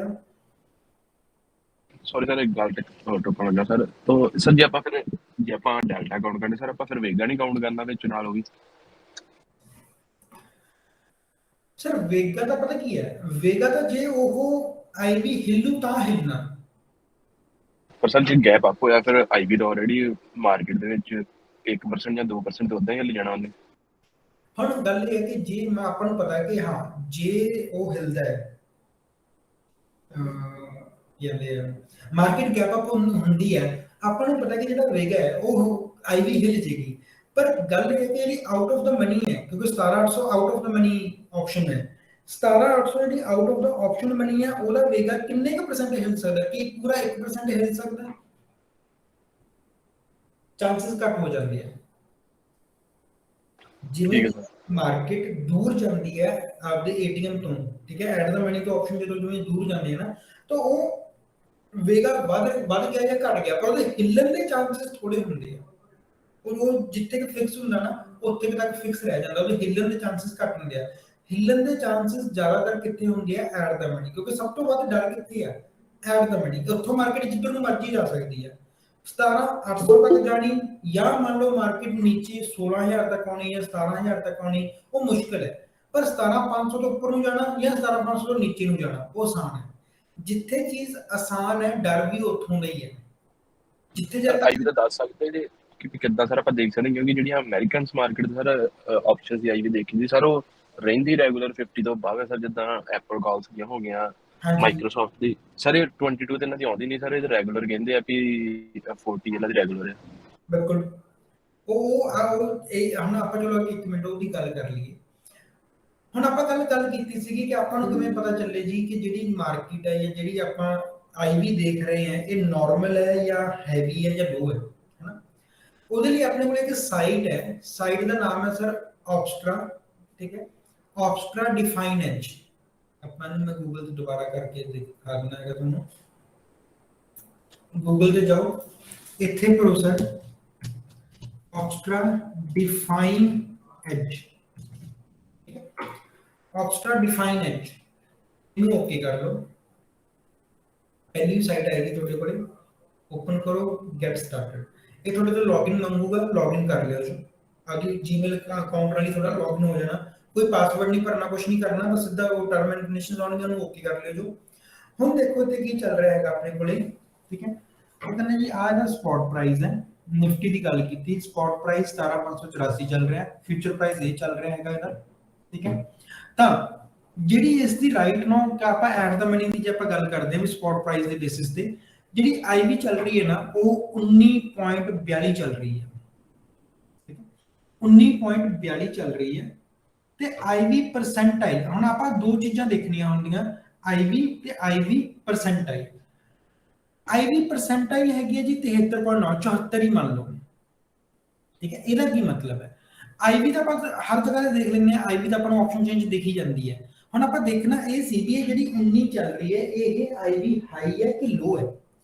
ਤਾਂ ਪਰਸੈਂਟਾਈਲ ਤੋਂ ਆਪਾਂ ਕੀ ਦੇਖਦੇ ਆ, ਪਰਸੈਂਟਾਈਲ ਆਪਾਂ ਨੂੰ ਇਹ ਚੀਜ਼ ਦੱਸ ਰਹੀ ਹੈ ਕਿ ਪਿਛਲੇ 1 ਸਾਲ ਦੇ ਵਿੱਚ, ਠੀਕ ਹੈ, ਪਿਛਲੇ 1 ਸਾਲ ਦੇ ਵਿੱਚ ਜਾਂ ਕਹ ਲਓ ਪਰਸੈਂਟਾਈਲ ਹੈ ਤਾਂ 100 ਦੀ ਗੱਲ ਕਰ ਲਓ ਕਿ ਪਿਛਲੇ 100 ਟਾਈਮ ਦੇ ਵਿੱਚੋਂ 74 ਟਾਈਮ ਇਦਾਂ ਦੇ ਆਏ ਕਿ ਜਦੋਂ ਆਈਵੀ ਇਹਦੇ ਨਾਲੋਂ ਲੋ ਸੀ। ਆਈਵੀ ਪਰਸੈਂਟਾਈਲ ਦਾ ਮਤਲਬ ਕੀ ਹੈ ਕਿ 100 ਚੋਂ 74 ਵਾਰੀ ਤਾਂ ਆਈਵੀ ਇਹਦੇ ਨਾਲੋਂ ਲੋ ਰਹਿ ਚੁੱਕੀ ਹੈ। ਤਾਂ ਹੁਣ ਤੁਸੀਂ ਮੈਨੂੰ ਦੱਸੋ ਵੀ ਇਸ ਆਈਵੀ ਨੂੰ ਆਪਾਂ ਹੈਵੀ ਮੰਨੀਏ ਕਿ ਲੋ ਮੰਨੀਏ, ਹਾਈ ਮੰਨੀਏ ਕਿ ਲੋ ਮੰਨੀਏ?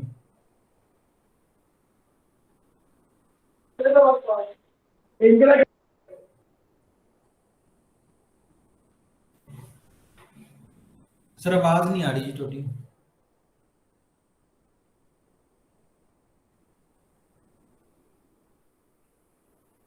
ਸਰ ਹਾਈ ਮੰਨਾਂਗੇ ਫਿਰ, ਹਾਈ ਮੰਨਾਂਗੇ ਬਿਲਕੁਲ, ਕਿਉਂਕਿ ਆਪਾਂ ਨੂੰ ਪਤਾ ਕਿ 100 ਦਿਨਾਂ ਵਿੱਚੋਂ 74 ਟਾਈਮ 74 ਦਿਨ ਇਦਾਂ ਦੇ ਸੀ ਜਦੋਂ ਆਈਵੀ ਦੇ ਨਾਲੋਂ ਨੀਚੇ ਸੀ। ਹਾਂ ਮੰਨ ਲਓ ਜੇ ਇਹ ਇੱਥੇ 50 ਆ ਜਾਂਦਾ, ਆਈਵੀ ਪਰਸੈਂਟਾਈਲ ਜਿਹੜੀ ਹੈ ਉਹ ਆਪਣੀ 50 ਆ ਜਾਂਦੀ ਹੈ, ਇਹਦਾ ਮਤਲਬ ਕਿ 50 ਦਿਨ ਇਹੋ ਜਿਹੇ ਸੀਗੇ ਕਿ ਜਦੋਂ ਮਾਰਕੀਟ ਇੱਥੋਂ ਨੀਚੇ ਸੀ, ਉਹਦੀ ਆਈਵੀ ਇਹਦੇ ਨਾਲੋਂ ਨੀਚੇ ਸੀ, ਤੇ 50 ਦਿਨ ਉਹੋ ਜਿਹੇ ਲੰਘੇ ਆ ਜਦੋਂ ਮਾਰਕੀਟ ਇਹਦੇ ਨਾਲੋਂ ਹਾਈ ਸੀਗੀ। ਤਾਂ ਆਪਾਂ ਕਹਾਂਗੇ ਚਲ ਠੀਕ ਆ ਵੀ 50 ਦਿਨ ਆਨਲਾਈਨ ਐਵਰੇਜ ਹੀ ਗੱਲ ਹੈ। ਤਾਂ ਹੁਣ ਆਪਾਂ ਡਿਸਾਈਡ ਕਰਨਾ ਹੁੰਦਾ ਇਹ ਚੀਜ਼ ਕਿ ਆਪਾਂ ਉਸ ਆਈਵੀ ਨੂੰ ਹਾਈ ਮੰਨਦੇ ਕਿ ਲੋ ਮੰਨਦੇ ਆ। ਮੰਨ ਲਓ ਅੱਜ ਆਪਾਂ ਨੂੰ ਆਈਵੀ 19 ਮਿਲ ਰਹੀ ਹੈ, ਇੱਥੇ ਉਹ ਕਹਿੰਦਾ ਹੈਗਾ ਜੀ ਕਿ 20% ਜਿਹੜੀ ਪਰਸੈਂਟਾਈਲ ਉਹ 20 ਆ ਜਾਂਦੀ ਹੈ।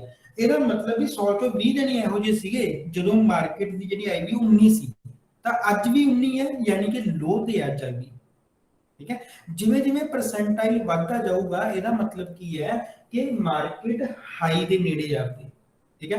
ਹੁਣ ਮੰਨ ਲਓ ਜੇ ਇੱਥੇ 100 ਆ ਗਿਆ, ਪਰ ਹੁਣ ਇੱਕ ਚੀਜ਼ ਹੋਰ ਦੇਖੋ, ਮੰਨ ਲਓ ਜੇ 100 ਆ ਗਿਆ ਤਾਂ ਉਹਨੇ ਕਹਿਣਾ ਵੀ ਮਾਰਕੀਟ 'ਚ 100 ਦਿਨ ਇਹੋ ਜਿਹੇ ਸੀ ਜਦੋਂ ਜਿਹੜੀ ਆਈਵੀ ਇਹਦੇ ਤੋਂ ਨੀਚੇ ਸੀ, ਯਾਨੀ ਕਿ ਅੱਜ ਹੈਵੀ ਹੈ। ਜੇ ਇੱਥੇ 20 ਆ ਗਿਆ ਤਾਂ ਉਹਨੇ ਕਹਿਣਾ ਮਾਰਕੀਟ 'ਚ ਸਿਰਫ 20 ਦਿਨ ਸੀ, ਜਾਂ ਮੰਨ ਲਓ ਕਿ 5 ਆ ਜਾਂਦਾ, ਆਈਵੀ ਪਰਸੈਂਟਾਈਲ 5, ਕਿ ਮਾਰਕੀਟ 'ਚ ਸਿਰਫ 5 ਦਿਨ ਹੀ ਇਹੋ ਜਿਹੇ ਸੀ ਜਿਸ ਦਿਨ ਇਹਦੇ ਤੋਂ ਨੀਚੇ ਗਈ ਹੈ ਮਾਰਕੀਟ, ਅਦਰਵਾਈਜ਼ ਮਾਰਕੀਟ ਇੱਥੇ ਜਿਹੀ ਫਿਰਦੀ ਹੈ, ਤਾਂ ਆਪਾਂ ਕਹਾਂਗੇ ਠੀਕ ਹੈ, ਕਲੀਅਰ। ਤਾਂ ਆ ਇਥੋਂ ਤੁਸੀਂ ਆਈਵੀ ਦਾ ਪਤਾ ਲਗਾ ਸਕਦੇ ਹੋ ਕਿ ਪਰਸੈਂਟਾਈਲ ਬਸ ਇੱਕ ਤੁਸੀਂ ਇਹ ਦੇਖਣਾ, ਪਰਸੈਂਟਾਈਲ ਜਿੰਨੀ ਵੀ ਪਰਸੈਂਟਾਈਲ ਹੋਏਗੀ ਇਹਦਾ ਮਤਲਬ ਕਿ ਵੀ 100 ਦੇ ਵਿੱਚੋਂ 73 ਟਾਈਮ 74 ਟਾਈਮ ਮਾਰਕੀਟ ਇਹਦੇ ਨਾਲੋਂ ਨੀਚੇ ਸੀ। ਅੱਜ ਜੇ 20 ਹੈ ਤਾਂ 74 ਟਾਈਮ ਪਹਿਲਾਂ ਮਾਰਕੀਟ ਇਹਨੂੰ ਨੀਚੇ ਰਹਿ ਚੁੱਕੀ ਹੈ।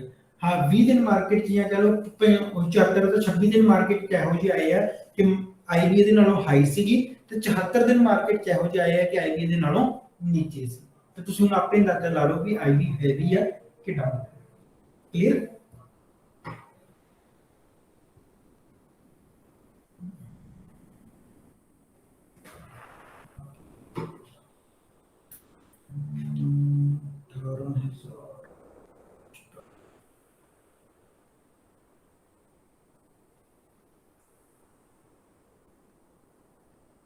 हम देखो सर जे आप 18,000 की कॉल सैल कर दिए जी तो अपन कितना पैसे मिल रहे हैं, प्रीमियम है 18.30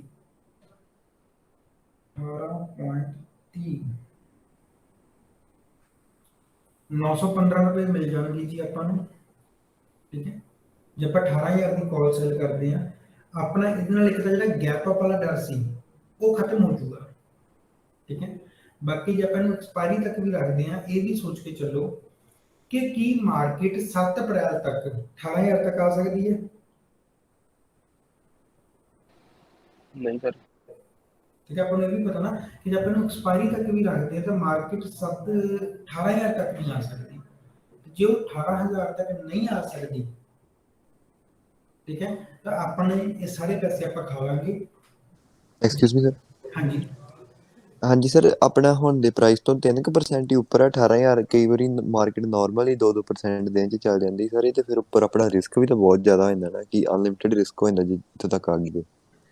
ਪਤਾ ਕੀ ਹੈ ਸਰ, ਜਦੋਂ ਆਪਾਂ ਇਦਾਂ ਸੋਚਦੇ ਕਿ ਮਾਰਕੀਟ, ਹਾਂ ਆਪਾਂ ਦੇਖਦੇ ਹਾਂ ਕਈ ਵਾਰੀ ਮਾਰਕੀਟ ਕੌਣ ਜੀ ਕਰਦਾ 3% ਤੱਕ ਹਾਈ ਹੁੰਦੀ ਹੈ, ਪਰ 3% ਹਾਈ ਕੀ ਮਾਰਕੀਟ ਨਾਰਮਲੀ ਹੋ ਜਾਂਦੀ ਹੈ ਜਾਂ ਮਹੀਨੇ ਚ ਇੱਕ ਜਾਂ ਦੋ ਵਾਰੀ ਹੁੰਦੀ ਹੈ?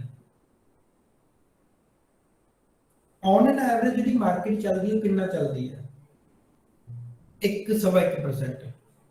ਠੀਕ ਹੈ, ਹਾਂ ਕਿਸੇ ਕਿਸੇ ਦਿਨ ਮਾਰਕੀਟ 3% ਤੱਕ ਵੀ ਚਲੀ ਹੁੰਦੀ ਹੈ, ਪਰ ਉਹ ਕਿਸੇ ਕਿਸੇ ਦਿਨ ਤੱਕ ਹੁੰਦੀ ਹੈ। ਹਾਂ ਹੁਣ ਜੇ ਆਪਾਂ ਇਹ ਗੱਲ ਕਹੀਏ ਵੀ ਸਰ ਅਸੀਂ ਕਾਲ ਲੈ ਲਈ ਤੇ ਉਸੇ ਦਿਨ ਚੱਲ ਗਈ, ਆਬਵੀਅਸਲੀ ਸਰ ਆਪਣਾ ਸਟਾਪ ਲਾਸ ਹਿੱਟ ਹੋ ਜਾਏਗਾ। ਰਿਸਕ ਆਪਾਂ ਆਪਸ਼ਨ ਦੇ ਵਿੱਚ ਆਪਾਂ ਇਹਦੀ ਤਾਂ ਗੱਲ ਕਰਦੇ ਹਾਂ, ਆਪਸ਼ਨ ਦੇ ਵਿੱਚ ਰਿਸਕ ਜ਼ਿਆਦਾ ਹੁੰਦਾ। ਕਿਉਂ ਰਿਸਕ ਜ਼ਿਆਦਾ ਹੁੰਦਾ ਕਿ ਤੁਸੀਂ ਪੋਜੀਸ਼ਨਸ ਨੂੰ ਕੱਟ ਵੀ ਸਕਦੇ ਹੋ, ਨੋ ਡਾਊਟ ਤੁਸੀਂ ਘੱਟ ਰਿਸਕ ਲੈ ਕੇ ਬਾਹਰ ਆ ਸਕਦੇ ਹੋ, ਉਹ 'ਚ ਕੋਈ ਪ੍ਰੋਬਲਮ ਨਹੀਂ ਹੈਗੀ। ਹੁਣ ਗੱਲ ਤੋਂ ਇਹ ਨਾ ਵੀ ਸਰ ਮੈਂ ਕੋਈ ਮੰਨ ਲਓ ਸ਼ੇਅਰ ਸੀ, ਮੈਂ ਦੇਖੀ ਗਿਆ ਪਿਛਲੇ 3 ਦਿਨਾਂ ਤੋਂ ਉੱਪਰ ਸਰਕਟ ਲੱਗ ਰਿਹਾ ਸੀ ਜਾਂ ਮੰਨ ਲਓ ਵਧ ਰਿਹਾ ਸੀ, ਜਿਸ ਦਿਨ ਮੈਂ ਲੈ ਲਿਆ ਉਸ ਦਿਨ ਵਾਪਸ ਮੁੜਿਆ, ਕੋਈ ਪ੍ਰੋਬਲਮ ਨਹੀਂ ਸੀ, ਕੁਝ ਨਹੀਂ ਸੀ, ਸਾਰਾ ਕੁਝ ਸਹੀ ਸੀ। ਬਸ ਉਹ ਕਹਿੰਦੇ ਵੀ ਜਿਸ ਦਿਨ ਦਾ ਫਿਰ ਲਾਸ ਹੋਣਾ ਹੈ, ਆਏ ਤਾਂ ਲਾਸ ਜਦੋਂ ਆਪਾਂ ਬਾਲੀਆਂ ਸੋਚਾਂ 'ਚ ਪੈ ਜਾਾਂਗੇ ਤਾਂ ਆਪਾਂ ਫਿਰ ਡਰਨਾ ਸ਼ੁਰੂ ਕਰ ਦਾਂਗੇ। ਅੱਛਾ ਜੀ ਆਏ ਹੋ ਗਿਆ ਜੀ, ਕਿਉਂਕਿ ਜੇ ਤੁਸੀਂ ਸਾਰੀਆਂ ਚੀਜ਼ਾਂ ਕਵਰ ਕਰ ਲਓ, ਮੰਨ ਲਓ ਮੈਂ ਕਹਿੰਦਾ ਜੀ 18,500, ਚਾਹੇ ਆਈਵੀ ਜੋੜ ਲਓ ਚਾਹੇ ਜੋ ਮਰਜ਼ੀ ਜੋੜ ਲਓ, 7 ਅਪ੍ਰੈਲ ਤੱਕ ਮਾਰਕੀਟ 18,500 ਕਿਸੇ ਵੀ ਹਾਲਾਤ 'ਚ ਨਹੀਂ ਜਾ ਸਕਦੀ, ਭਾਵੇਂ 3% ਵਾਲਾ ਰਿਸਕ ਵੀ ਆਪਾਂ ਕਵਰ ਕਰ ਲਈਏ। ਪਰ ਗੱਲ ਇਹ ਹੈ ਨਾ ਕਿ 18,500 ਪੂਰਾ ਸਿਕਿਉਰ ਹੈ, ਪਰ 18,500 ਦਾ ਪ੍ਰੀਮੀਅਮ ਕਿੰਨਾ ਹੈ? 1 ਰੁਪਿਆ 60 ਪੈਸੇ। ਕੀ ਆਪਾਂ ਨੂੰ ਕੋਈ ਫਾਇਦਾ ਹੋਵੇਗਾ? ਪਰ ਸਰ ਜੇ ਆਪਾਂ ਜਿੱਦਾਂ ਜੀ 18,000 ਦੀ ਕਾਲ ਸੈਲ ਕਰਨੀ, ਪਰ ਸਰ ਜੇ ਆਪਾਂ ਉਹ 'ਚ ਕਾਲ ਬਾਈ ਕਰ ਲਈਏ ਨਾਲ ਐਡ ਤਾਂ ਬਣੀ 17,600 ਸਰ, ਉਹ 'ਚ ਆਪਾਂ ਨੂੰ ਪ੍ਰੋਫਿਟ ਹੋਊਗਾ, ਗੈਪ ਅਪ ਦਾ ਆਪਣਾ ਜਿਹੜਾ ਰਿਸਕ ਉਹ ਵੀ ਕਵਰ ਹੋ ਜਾਊਗਾ। ਹਾਂ ਉਹ ਤਾਂ ਫਿਰ ਸਰ ਆਪਾਂ ਸਪਰੈਡ ਬਣਾ ਲਈ ਨਾ। ਪਰ ਸਰ ਉਹ 'ਚ ਫਿਰ ਆਪਣੇ ਜੇ ਆਪਾਂ ਨੂੰ 90,000 ਦੇ ਗਏ ਸਰ 900 ਬਣ ਡਿਆ 1%, ਸਰ ਉਹ 'ਚ ਆਪਣੀ ਫਿਰ ਮਨੀ ਵੀ ਘੱਟ ਲੱਗੂਗੀ, ਤੇ ਸਰ ਉਹ 'ਚ ਆਪਣਾ ਪ੍ਰੋਫਿਟ ਵੀ ਉਧਰੋਂ ਵੀ ਸਰ 1% ਹੋਣ ਡਿਆ, ਇੱਧਰ ਵੀ 1% ਹੋਣ ਡਿਆ ਸਰ, ਫਿਰ ਆਪਣਾ ਪ੍ਰੋਫਿਟ ਵੱਧ ਜਾਂਦਾ ਉਧਰੋਂ 2%। ਬਿਲਕੁਲ ਜੀ, ਉੱਥੇ ਜਿਹੜੀ ਆਪਣੀ 90,000 ਲੱਗ ਰਹੀ ਹੈ ਉਹ ਆਪਣਾ ਘੱਟੋ ਘੱਟ ਹੋਈ ਵੀ 40-40,000 ਚ ਕੰਮ ਸਰ ਜਾਣਾ ਜਦੋਂ ਆਪਾਂ ਸਪਰੈਡ ਬਣਾ ਲਿਆ। ਸਰ ਮੰਨ ਲਓ ਆਪਾਂ ਨੇਕਡ ਆਪਾਂ ਆਪਸ਼ਨ ਸੈਲ ਕਰਨਾ ਵਾ, ਆਪਾਂ ਸਪਰੈਡ ਨਹੀਂ ਬਣਾਉਣੀ, ਕੁਛ ਨਹੀਂ ਕਰਨਾ। ਤੁਸੀਂ ਤੁਹਾਡੇ ਚਲੋ ਐਕਸਪੀਰੀਅੰਸ ਕਾਫੀ ਆ, ਤੁਸੀਂ ਮੈਨੂੰ ਦੱਸੋ ਕਿ ਕਿੰਨੇ % ਆਪਾਂ ਲੈ ਕੇ ਚੱਲੀਏ ਕਿ ਇੰਨਾ ਕੁ ਇੱਕ ਹਫ਼ਤੇ ਦੇ ਵਿੱਚ ਬਹੁਤ ਮੁਸ਼ਕਿਲ ਆ ਜਾਣਾ, ਮਤਲਬ ਕਿ ਆਪਾਂ ਨੂੰ ਰੀਜ਼ਨੇਬਲ ਜਾਂ ਪ੍ਰੀਮੀਅਮ ਵੀ ਮਿਲ ਜੇ ਤੇ ਰਿਸਕ ਵੀ ਹੁੰਦਾ ਨਾ ਹੋਵੇ। ਸਰ ਮੈਂ ਸਿਰਫ ਸੋਮਵਾਰ ਤੱਕ ਦੀ ਗੱਲ ਤਾਂ ਨਹੀਂ ਕਰਦਾ, ਪਰ ਜੇ ਮੈਂ ਇਹ ਸੋਚਾਂ ਕਿ ਮਾਰਕੀਟ 7 ਤਰੀਕ ਤੱਕ, ਠੀਕ ਹੈ, ਆਈ ਜਿਹੜੀ ਆਪਣੀ 7 ਅਪ੍ਰੈਲ ਐਕਸਪਾਇਰੀ ਤੱਕ ਜਿਹੜੀ ਜੇ ਆਪਾਂ ਗੱਲ ਕਰੀਏ, ਤਾਂ ਮੈਨੂੰ ਫਿਲਹਾਲ ਦੇ ਲਈ ਲੱਗ ਰਿਹਾ ਹੈਗਾ ਕਿ 18,000, ਕਿਉਂਕਿ 17,900 ਤੇ ਵੀ ਇੱਕ ਰੈਜ਼ਿਸਟੈਂਸ ਹੈ, 17,600 ਤੇ ਵੀ ਇੱਕ ਰੈਜ਼ਿਸਟੈਂਸ ਹੈਗੀ ਹੈ। ਦੇਖੋ ਪਹਿਲੀ ਗੱਲ ਤਾਂ 18,000 ਤੇ ਜੇ ਤੁਹਾਨੂੰ ਆਪਸ਼ਨ ਚੇਨ ਤੁਹਾਨੂੰ ਦਿਖਾ ਰਹੀ ਹੈ ਕਿ 18,000 ਤੇ ਇੱਕ ਰੈਜ਼ਿਸਟੈਂਸ ਹੈ, 17,900 ਤੇ ਰੈਜ਼ਿਸਟੈਂਸ ਹੈ, ਫਿਰ ਉਹਦੇ ਨਾਲ ਤਗੜੀ ਸਪੋਰਟ ਨਹੀਂ, ਰੈਜ਼ਿਸਟੈਂਸ ਜ਼ਿਆਦਾ ਵੱਡੀ ਹੈ। ਠੀਕ ਹੈ, ਰੈਜ਼ਿਸਟੈਂਸ ਜ਼ਿਆਦਾ ਹੈ, ਇੱਥੇ ਵੀ ਰੈਜ਼ਿਸਟੈਂਸ ਹੈ, ਇਸ ਤੋਂ ਬਾਅਦ ਹੈ 17,800 ਤੇ ਵੀ ਰੈਜ਼ਿਸਟੈਂਸ ਹੈ, ਤਾਂ 17,700 ਵੀ ਤਗੜੀ ਰੈਜ਼ਿਸਟੈਂਸ ਪਈ ਹੈ। ਪਹਿਲੀ ਗੱਲ 17,600, ਇਸ ਤੋਂ ਬਾਅਦ 17,700, ਇਸ ਤੋਂ ਬਾਅਦ 17,800, ਇਸ ਤੋਂ ਬਾਅਦ ਫਿਰ 18,000 ਤੱਕ ਬਹੁਤ ਹੀ ਤਗੜੀ ਰੈਜ਼ਿਸਟੈਂਸ ਪਈ ਹੈ। 7 ਅਪ੍ਰੈਲ ਤੱਕ ਮਾਰਕੀਟ 18,000 ਮੁਸ਼ਕਿਲ ਲੱਗ ਰਹੀ ਹੈ, ਤੇ ਪ੍ਰੀਮੀਅਮ ਹੈਗਾ 18 ਰੁਪਏ 35 ਪੈਸੇ। ਤਾਂ ਇਹ ਤੁਹਾਨੂੰ ਦੇਖ ਲਓ ਵੀ 20,000 ਰੁਪਇਆ ਤੁਹਾਨੂੰ ਦੇ ਜੂਗਾ। ਕਰ ਦਈਏ ਸਰ ਅਸੀਂ ਫਿਰ? ਬਿਲਕੁਲ ਕਰ ਸਕਦੇ ਹੋ ਸਰ, ਕੋਈ ਗੱਲ ਨਹੀਂ ਜੀ, ਰਿਸਕ ਆਪਣਾ ਆਪਣਾ, ਪੈਸੇ ਆਪਣੇ ਆਪਣੇ, ਯਾਰੀ ਆਪਣੀ ਸਾਂਝੀ ਹੈ। ਠੀਕ ਹੈ, ਪਰ ਹਾਂ ਕੋਈ ਗੱਲ ਨਹੀਂ, ਦੇਖੋ ਜਿੱਦਾਂ ਰਿਸਕ ਵੀ ਸਾਂਝਾ ਹੀ ਹੈ ਸਰ ਫਿਰ। ਹਾਂਜੀ ਸਰ ਰਿਸਕ ਵੀ ਫਿਰ ਸਾਂਝਾ ਹੀ ਆ। ਨਾ ਸਰ, ਯਾਰੀ ਆਪਣੀ ਸਾਰਿਆਂ ਦੀ ਸਾਂਝੀ ਹੈ, ਪਰ ਰਿਸਕ ਸਭ ਦਾ ਆਪਣਾ ਆਪਣਾ। ਚਲੋ ਖੈਰ ਗੱਲ ਇਹ ਵੀ ਹਾਂ ਪਰ ਸਰ ਇੱਕ ਲੋਟ ਤੇ ਤੁਸੀਂ 1,000 ਕਹਿੰਦੇ, ਫਿਰ ਇੱਕ ਲੋਟ ਤੇ ਸਰ ਆਪਾਂ ਨੂੰ 93,000 ਦੇਣਾ ਪੈਂਦਾ ਸਰ, ਜੇ ਆਪਾਂ ਫਿਰ ਲੋਟ ਵਧਾਵਾਂਗੇ, ਕੁਆਂਟੀਟੀ ਵਧਾਵਾਂਗੇ ਸਰ, ਫਿਰ ਉਹਨੇ ਪੈਸੇ ਵੀ ਵਧਣਗੇ। ਹਾਂਜੀ ਸਰ ਬਿਲਕੁਲ ਗੱਲ ਪਰ ਹੋਈ। ਸਰ ਜਿੱਦਾਂ ਫਿਰ ਹਾਂਜੀ ਜੇ ਆਪਾਂ ਲੋਟ ਵਧਾਵਾਂਗੇ ਸਰ, ਜੇ ਇੱਕ ਲੋਟ 40,000 ਦਾ ਹੁੰਦਾ, ਫਿਰ 280 ਦੇ ਏੜ ਗੇੜ ਹੋਣਗੇ ਨਾ ਸਰ, ਉਹਨਾਂ ਹੀ ਪ੍ਰਾਈਸ ਵਧੀ ਜਾਊਗਾ। ਹਾਂਜੀ ਸਰ ਇੱਕ ਮੇਰਾ ਹੋਰ ਡਾਊਟ ਸੀ, ਜਿਵੇਂ ਤੁਸੀਂ ਕਿਹਾ ਸੀ ਕਿ ਜੇ ਆਪਾਂ ਪਹਿਲਾਂ ਬਾਏ ਕਰ ਲੈਂਦੇ ਆ ਤੇ ਬਾਅਦ ਚ ਆਪਾਂ ਸੈਲਿੰਗ ਆਪਾਂ ਨੇ ਸਸਤੀ ਹੋ ਜਾਂਦੀ ਆ, ਹਾਂਜੀ। ਤੇ ਮੰਨ ਲਓ ਆਪਾਂ ਬਾਏ ਇੱਕ ਲੋਟ ਕਰਦੇ ਆ, ਸੈਲ ਆਪਾਂ 4 ਲੋਟ ਕਰਦੇ ਆ, ਤੇ ਉਹ ਸਾਰੇ ਸਲੋਟ ਸਸਤੇ ਹੋਣਗੇ ਜਾਂ ਉਹ ਵੀ ਇੱਕ ਲੋਟ ਹੀ ਸਸਤਾ ਹੋਏਗਾ? ਨਹੀਂ ਨਹੀਂ, ਜਿੰਨਾ ਕਿ ਦਿਮਾਗ ਆਪਾਂ ਲਾ ਰਹੇ ਹਾਂ ਇਹ ਤੋਂ ਵੱਧ ਤਾਂ ਉਹ ਬ੍ਰੋਕਰ ਲਾ ਕੇ ਬੈਠੇ ਆ। ਤੁਹਾਡਾ ਹੈਜ ਜਿਹੜਾ ਹੋਣਾ ਉਹ ਇਕੁਅਲ ਕੁਆਂਟੀਟੀ ਤੇ ਹੈਜ ਹੋਣਾ। ਬਾਕੀ ਜਿਹੜੀ ਕੁਆਂਟੀਟੀ ਤੁਸੀਂ ਕੀ ਕਰੋਗੇ, ਜਿਹੜੀ ਬਾਕੀ ਕੁਆਂਟੀਟੀ ਹੈ ਉਹਨਾਂ ਨੇ ਉਹਦਾ ਉਹਨਾਂ ਮਾਰਜਨ ਕੱਢ ਕੇ ਤੁਹਾਡੇ ਤੋਂ ਲੈ ਲੈਣਾ। ਠੀਕ ਹੈ ਸਰ। ਡਰੋ ਨਾ ਸਰ ਮੈਂ ਹਾਂਜੀ ਬੈਟਾ ਦੇਖਦਾ ਸੀ ਸਰ ਫੀਚਰਸ ਦਾ ਸਰ ਜਿਹੜੇ ਪੋਰਟਫੋਲੀਓ ਸਰ ਬਾਹਰ ਤੋਂ ਦੇਖੀ ਸਰ, ਉਹ ਬੈਟਾ ਸਰ 1 ਈਅਰ ਤੇ ਸਰ ਮੈਨੂੰ ਲੱਭਦਾ ਨਹੀਂ ਸਰ, ਉਹ 5 ਈਅਰ ਦਾ ਹੀ ਲੱਭਦਾ ਸਰ, ਉਹਦੇ ਨਾਲ ਕਰ ਸਕਦੇ ਆਪਾਂ? ਕਿਵੇਂ ਮੈਂ ਸਮਝਿਆ ਨਹੀਂ ਗੱਲ ਸਰ। ਸਰ ਜਿੱਦਾਂ ਬੈਟਾ ਦੇਖੀਦਾ ਵਾ ਐਪਲ ਦਾ ਸਰ, ਉਹ 5 ਈਅਰ ਦਾ ਹੀ ਸ਼ੋਅ ਕਰਦਾ ਵਾ, ਕਿਤੇ ਦੇਖੇ ਸਰ 1 ਈਅਰ ਦਾ ਕੋਈ ਦੇਖੀਦਾ ਸਰ, ਪਤਾ ਨਹੀਂ ਲੱਗਦਾ ਕਿੱਥੋਂ 1 ਈਅਰ ਦਾ ਲੱਭਦਾ। ਤੁਸੀਂ ਕਿਸ ਚੀਜ਼ ਦਾ ਡਾਟਾ ਦੇਖ ਰਹੇ ਹੋ, ਐਫਐਨ ਦਾ? ਨਹੀਂ ਸਰ, ਬੈਟਾ ਸਰ ਪੋਰਟਫੋਲੀਓ ਹੈਜ ਕਰਨ ਵਾਸਤੇ। ਓਕੇ, ਪੋਰਟਫੋਲੀਓ ਹੈਜ ਕਰਨ ਦੇ ਲਈ ਤੁਸੀਂ ਡੈਲਟਾ ਦੇਖ ਰਹੇ ਹੋ? ਸਰ ਬੀਟਾ ਬੀਟਾ ਦੇਖ ਰਹੇ ਹੋ ਤਾਂ ਤੁਸੀਂ ਸਿਰਫ ਕਰੰਟ ਬੀਟਾ ਹੀ ਦੇਖ ਲਓ ਨਾ। ਠੀਕ ਹੈ ਸਰ, ਉਹ ਸਰ ਉਹ ਜਿੱਦਾਂ ਐਵਰੇਜ ਸਰ ਉਹ 5 ਈਅਰ ਦਾ ਸ਼ੋਅ ਕਰਦਾ ਹੁੰਦਾ। ਦੇਖੋ ਦੋਵੇਂ ਚੀਜ਼ਾਂ ਜਸਟੀਫਾਈ ਕਰ ਜਾਂਦੀਆਂ ਨੇ। ਜੇ ਤੁਸੀਂ ਐਵਰੇਜ 5 ਈਅਰ ਦਾ ਬੀਟੇ ਨਾਲ ਕਰੋਗੇ ਤਾਂ ਵੀ ਕੋਈ ਜ਼ਿਆਦਾ ਪ੍ਰੋਬਲਮ ਨਹੀਂ ਹੋਣੀ, ਕੋਈ ਬਹੁਤਾ ਵੱਡਾ ਫਰਕ ਨਹੀਂ ਪੈਣ ਲੱਗਾ ਉਸ ਚੀਜ਼ ਨਾਲ। ਜੇ ਤੁਸੀਂ ਕਰੰਟ ਬੀਟੇ ਨਾਲ ਕਰੋਗੇ ਤਾਂ ਵੀ ਉਹ ਆਲਮੋਸਟ ਠੀਕ ਹੈ ਵੀ ਆਪਾਂ ਕਹਿੰਦੇ ਵੀ ਥੋੜਾ ਬਹੁਤ ਫਰਕ ਪੈ ਸਕਦਾ, ਪਰ ਅਦਰਵਾਈਜ਼ ਆਲਮੋਸਟ ਮੈਂ ਦੋਵਾਂ ਚੀਜ਼ਾਂ ਨਾਲ ਕਰਕੇ ਦੇਖਿਆ ਹੋਇਆ, ਕਰੰਟ ਨਾਲ ਵੀ ਤੇ 5 ਈਅਰ ਨਾਲ ਵੀ।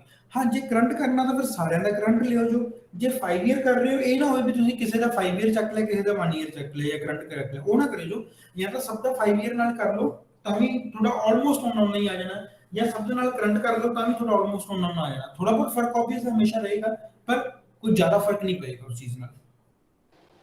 ਠੀਕ ਹੈ ਸਰ। ਠੀਕ ਹੈ ਜੀ, ਹੁਣ ਆਪਾਂ ਸਰ ਕਲਾਸ ਖਤਮ ਕਰਦੇ ਹਾਂ ਜੀ। ਹੁਣ ਜਿਹੜੀਆਂ ਇੱਕ ਵਾਰੀ ਤੁਹਾਨੂੰ ਮੈਂ ਸਟ੍ਰੈਟਜੀਜ਼ ਕਰਵਾਈਆਂ ਸੀਗੀਆਂ ਕੱਲ, ਇਹਨਾਂ ਨੂੰ ਪ੍ਰੈਕਟੀਕਲੀ ਕਰਕੇ ਦੇਖੋ। ਹਜੇ ਇਹ ਜ਼ਿਆਦਾ ਤੁਹਾਡੇ ਦਿਮਾਗ 'ਚ ਨਹੀਂ ਪੈਣੀਆਂ ਗਈਆਂ ਫਿਲਹਾਲ ਲਈ। ਤੁਸੀਂ ਸਟਾਰਟਿੰਗ ਕਰੋ ਸਪਰੈਡ ਤੋਂ, ਠੀਕ ਹੈ। ਬਾਇੰਗ ਤੇ ਸੈਲਿੰਗ ਤਾਂ ਬੜੀ ਸਿੰਪਲ ਜੀ ਚੀਜ਼ ਹੈ। ਬਾਇੰਗ ਆਪਾਂ ਕੋਈ ਵੀ ਕਰ ਸਕਦੇ ਹਾਂ, ਸੈਲਿੰਗ ਆਪਾਂ ਕੋਈ ਵੀ ਕਰ ਸਕਦੇ ਹਾਂ, ਪਰ ਤੁਸੀਂ ਕੋਸ਼ਿਸ਼ ਕਰੋ ਕਿ ਤੁਸੀਂ ਨਾ ਸਪਰੈਡ ਬਣਾ ਕੇ ਚੱਲੋ। ਤੇ ਤੁਸੀਂ ਸਪਰੈਡ ਕੀ ਕਰਿਆ ਕਰੋ, ਜੇ ਤੁਸੀਂ ਸਪਰੈਡ ਬਣਾਉਣੇ ਆ ਤਾਂ ਮੇਰੀ ਸੁਜੈਸ਼ਨ ਹੈ ਕਿ ਮੰਡੇ ਸਪਰੈਡ ਬਣਾਓ, ਥਰਸਡੇ ਤੱਕ ਆਉਂਦੇ ਹੁੰਦੇ ਸਪਰੈਡ ਨੂੰ ਖਤਮ ਕਰ ਦਿਓ ਫਿਲਹਾਲ ਦੇ ਲਈ। ਸਟਾਰਟਿੰਗ ਦੇ ਵਿੱਚ ਲੰਬੇ ਸਪਰੈਡ ਜ਼ਿਆਦਾ ਨਾ ਬਣਾਇਓ। ਜਦੋਂ ਤੁਹਾਨੂੰ ਪ੍ਰੋਫਿਟ ਦਿਖ ਰਿਹਾ, ਤੁਹਾਨੂੰ ਦਿਖ ਰਿਹਾ ਕਿ 1000-2000 ਦਾ ਪ੍ਰੋਫਿਟ ਹੈ, ਤਾਂ ਤੁਸੀਂ ਬਣਾਇਆ ਸਪਰੈਡ ਹੋਇਆ, ਪਰ ਅਗਰ 2000 ਦਾ ਪ੍ਰੋਫਿਟ ਲਿਆ ਤੁਸੀਂ ਬਾਹਰ ਚੋ। ਸੈਲਿੰਗ ਕੱਲੀ ਕਰਨੀ ਹੈ, ਜੇ ਕੱਲੀ ਸੈਲਿੰਗ ਕਰਨੀ ਹੈ ਤਾਂ ਉਹ ਹਮੇਸ਼ਾ ਫਰਾਈਡੇ ਨੂੰ ਕਰੋ, ਠੀਕ ਹੈ। ਜੇ ਤੁਸੀਂ ਕੱਲਾ ਬਾਏ ਕਰਨਾ ਹੈ ਤਾਂ ਬਾਏ ਤੁਸੀਂ ਹਮੇਸ਼ਾ ਮੰਡੇ ਹੀ ਕਰੋ। ਮੰਡੇ, ਟਿਊਜ਼ਡੇ, ਵੈਨਸਡੇ, ਥਰਸਡੇ ਤੁਸੀਂ ਇੱਕ ਪਾਸੇ ਇੰਟਰਾਡੇ ਕਰਕੇ ਚੱਲੋ ਆਪਦਾ। 4 ਦਿਨਾਂ ਚ ਜਦੋਂ ਵੀ ਤੁਹਾਨੂੰ ਜਿਵੇਂ ਵੀ ਟ੍ਰੇਡ ਮਿਲਦੀ ਹੈ ਤੁਸੀਂ ਇਹਦਾ ਬਾਏ ਕਰੋ ਇੰਟਰਾਡੇ ਦੇ ਵਿੱਚ। ਇੰਟਰਾਡੇ ਚ ਬਾਏ ਆਪਾਂ ਹਮੇਸ਼ਾ ਕੀ ਕਰਨਾ ਹੈਗਾ, ਆਪਾਂ ਇਨ ਦਾ ਮਨੀ ਚੱਕ ਕੇ ਬਾਏ ਕਰਨਾ। ਜੇ ਤੁਸੀਂ ਉਹਨੂੰ ਬਾਏ ਨੂੰ ਲੌਂਗ ਚਲਾਉਣਾ ਚਾਹੁੰਦੇ ਹੋ, ਤੁਸੀਂ ਹਫਤਾ ਕੱਲਾ ਬਾਏ ਰੱਖਣਾ ਚਾਹੁੰਦੇ ਹੋ, ਤਾਂ ਉਹਦੇ ਨਾਲੋਂ ਬੈਟਰ ਆਪਸ਼ਨ ਇਹ ਹੁੰਦੀ ਹੈ ਕਿ ਤੁਸੀਂ ਜੇ ਹਫਤਾ ਜਾਂ ਮੰਨ ਲਓ ਮਹੀਨਾ ਬਾਏ ਕਰਕੇ ਰੱਖਣਾ ਚਾਹੁੰਦੇ ਹੋ ਤਾਂ ਉਹਦੇ ਨਾਲ ਕੀ ਕਰੋ, ਸਪਰੈਡ ਬਣਾ ਲਓ ਉਹਦੇ ਨਾਲੋਂ ਚੰਗਾ, ਠੀਕ ਹੈ। ਸਪਰੈਡ ਬਣਾ ਕੇ ਚੱਲੋ, ਉਹ ਥੋੜਾ ਜਿਆਦਾ ਬੈਟਰ ਹੋ ਜਾਂਦਾ ਹੈ ਕਿ ਤੁਸੀਂ ਆਪ ਨੂੰ ਰਿਸਟ੍ਰਿਕਟਡ ਕਰ ਲਿਆ, ਸਪਰੈਡ ਬਣਾ ਲਿਆ, ਕਿਉਂਕਿ ਨਾਲੇ ਇੱਕ ਤਾਂ ਆਪਣੀ ਸਟ੍ਰੈਟਜੀ ਚੱਲ ਪਏਗੀ ਨਾਲ। ਬਾਏ ਤੇ ਸੈਲ ਹਰ ਕੋਈ ਕਰ ਲੈਂਦਾ, ਸਪਰੈਡ ਹਰ ਕੋਈ ਨਹੀਂ ਬਣਾਉਂਦਾ। ਬਾਕੀ ਆਪਾਂ ਨੂੰ ਜਦੋਂ ਸਪਰੈਡ ਬਣਿਆ ਹੋਏਗਾ ਤਾਂ ਆਪਣਾ ਰਿਸਕ ਘਟ ਜਾਂਦਾ ਹੈ। ਤਾਂ ਸੋ ਤੁਸੀਂ ਇੱਕ ਰਿਸਕ ਲੈਣ ਦੀ ਬਜਾਏ ਉਹਨੂੰ ਥੋੜਾ ਜਿਹਾ ਘਟਾ ਲਓ ਕਿ ਆਪਾਂ ਰਿਸਕ ਕਵਰ ਕਰ ਲਿਆ ਜੀ। ਆਪਾਂ ਇੱਕ ਚੀਜ਼ ਬਾਏ ਕੀਤੀ ਹੋਈ ਹੈ, ਇੱਕ ਚੀਜ਼ ਆਪਾਂ ਸੈਲ ਕੀਤੀ ਹੋਈ ਹੈ। ਹਮੇਸ਼ਾ ਯਾਦ ਰੱਖਿਓ, ਜੋ ਜੇ ਤੁਸੀਂ ਇੱਕ ਨਾ ਬੇਸਿਕ ਫੰਡਾ ਹੁੰਦਾ ਹੈ, ਮੰਨ ਲਓ ਜੀ ਮੈਂ ਕਹਿੰਦਾ ਮੈਂ ਦੋਵੇਂ ਕਾਲਸ ਨਾਲ ਟ੍ਰੇਡ ਲੈਣਾ ਤਾਂ ਇੱਕ ਕਾਲ ਬਾਏ, ਇੱਕ ਕਾਲ ਸੈਲ, ਠੀਕ ਹੈ।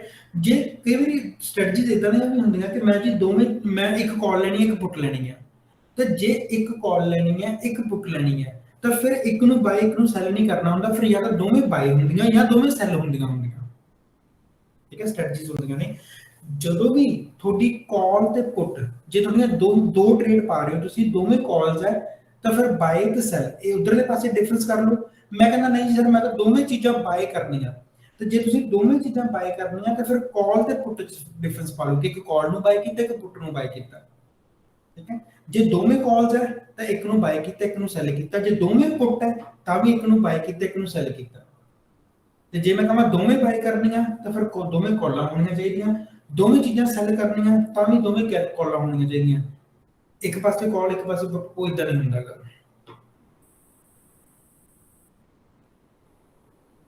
ਠੀਕ ਹੈ ਸਰ, ਹੁਣ ਆਪਾਂ ਮਿਲਾਂਗੇ ਜੀ। ਆਪਾਂ ਕੋਈ ਨਹੀਂ, ਜੇ ਕੋਈ ਤੁਹਾਨੂੰ ਪ੍ਰੋਬਲਮ ਹੁੰਦੀ ਹੈ, ਕੋਈ ਡਾਊਟ ਹੁੰਦਾ ਹੈ ਤਾਂ ਤੁਸੀਂ ਜਦੋਂ ਮਰਜ਼ੀ ਫੋਨ ਕਰ ਸਕਦੇ ਹੋ।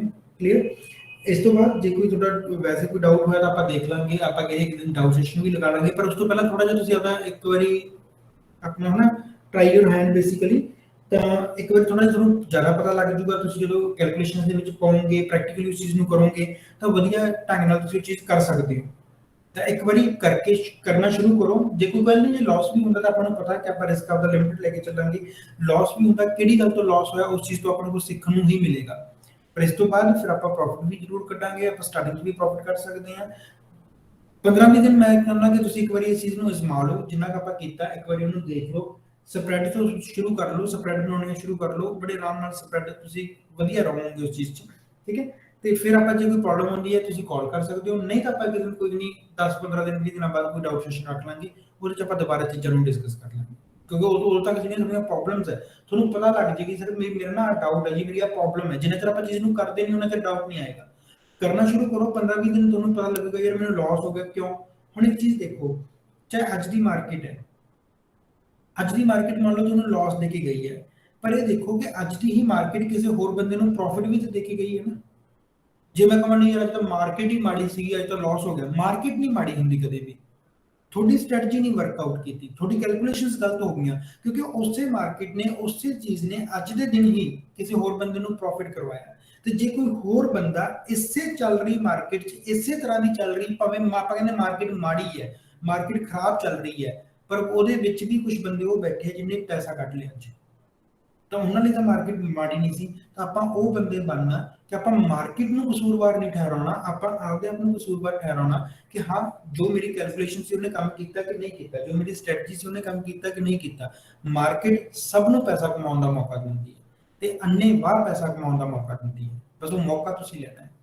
ਠੀਕ ਹੈ ਸਰ, ਮਿਲਦੇ ਹਾਂ ਜੀ ਆਪਾਂ ਨੈਕਸਟ ਟਾਈਮ। ਠੀਕ ਹੈ, ਓਕੇ ਜੀ, ਬਾਏ ਬਾਏ।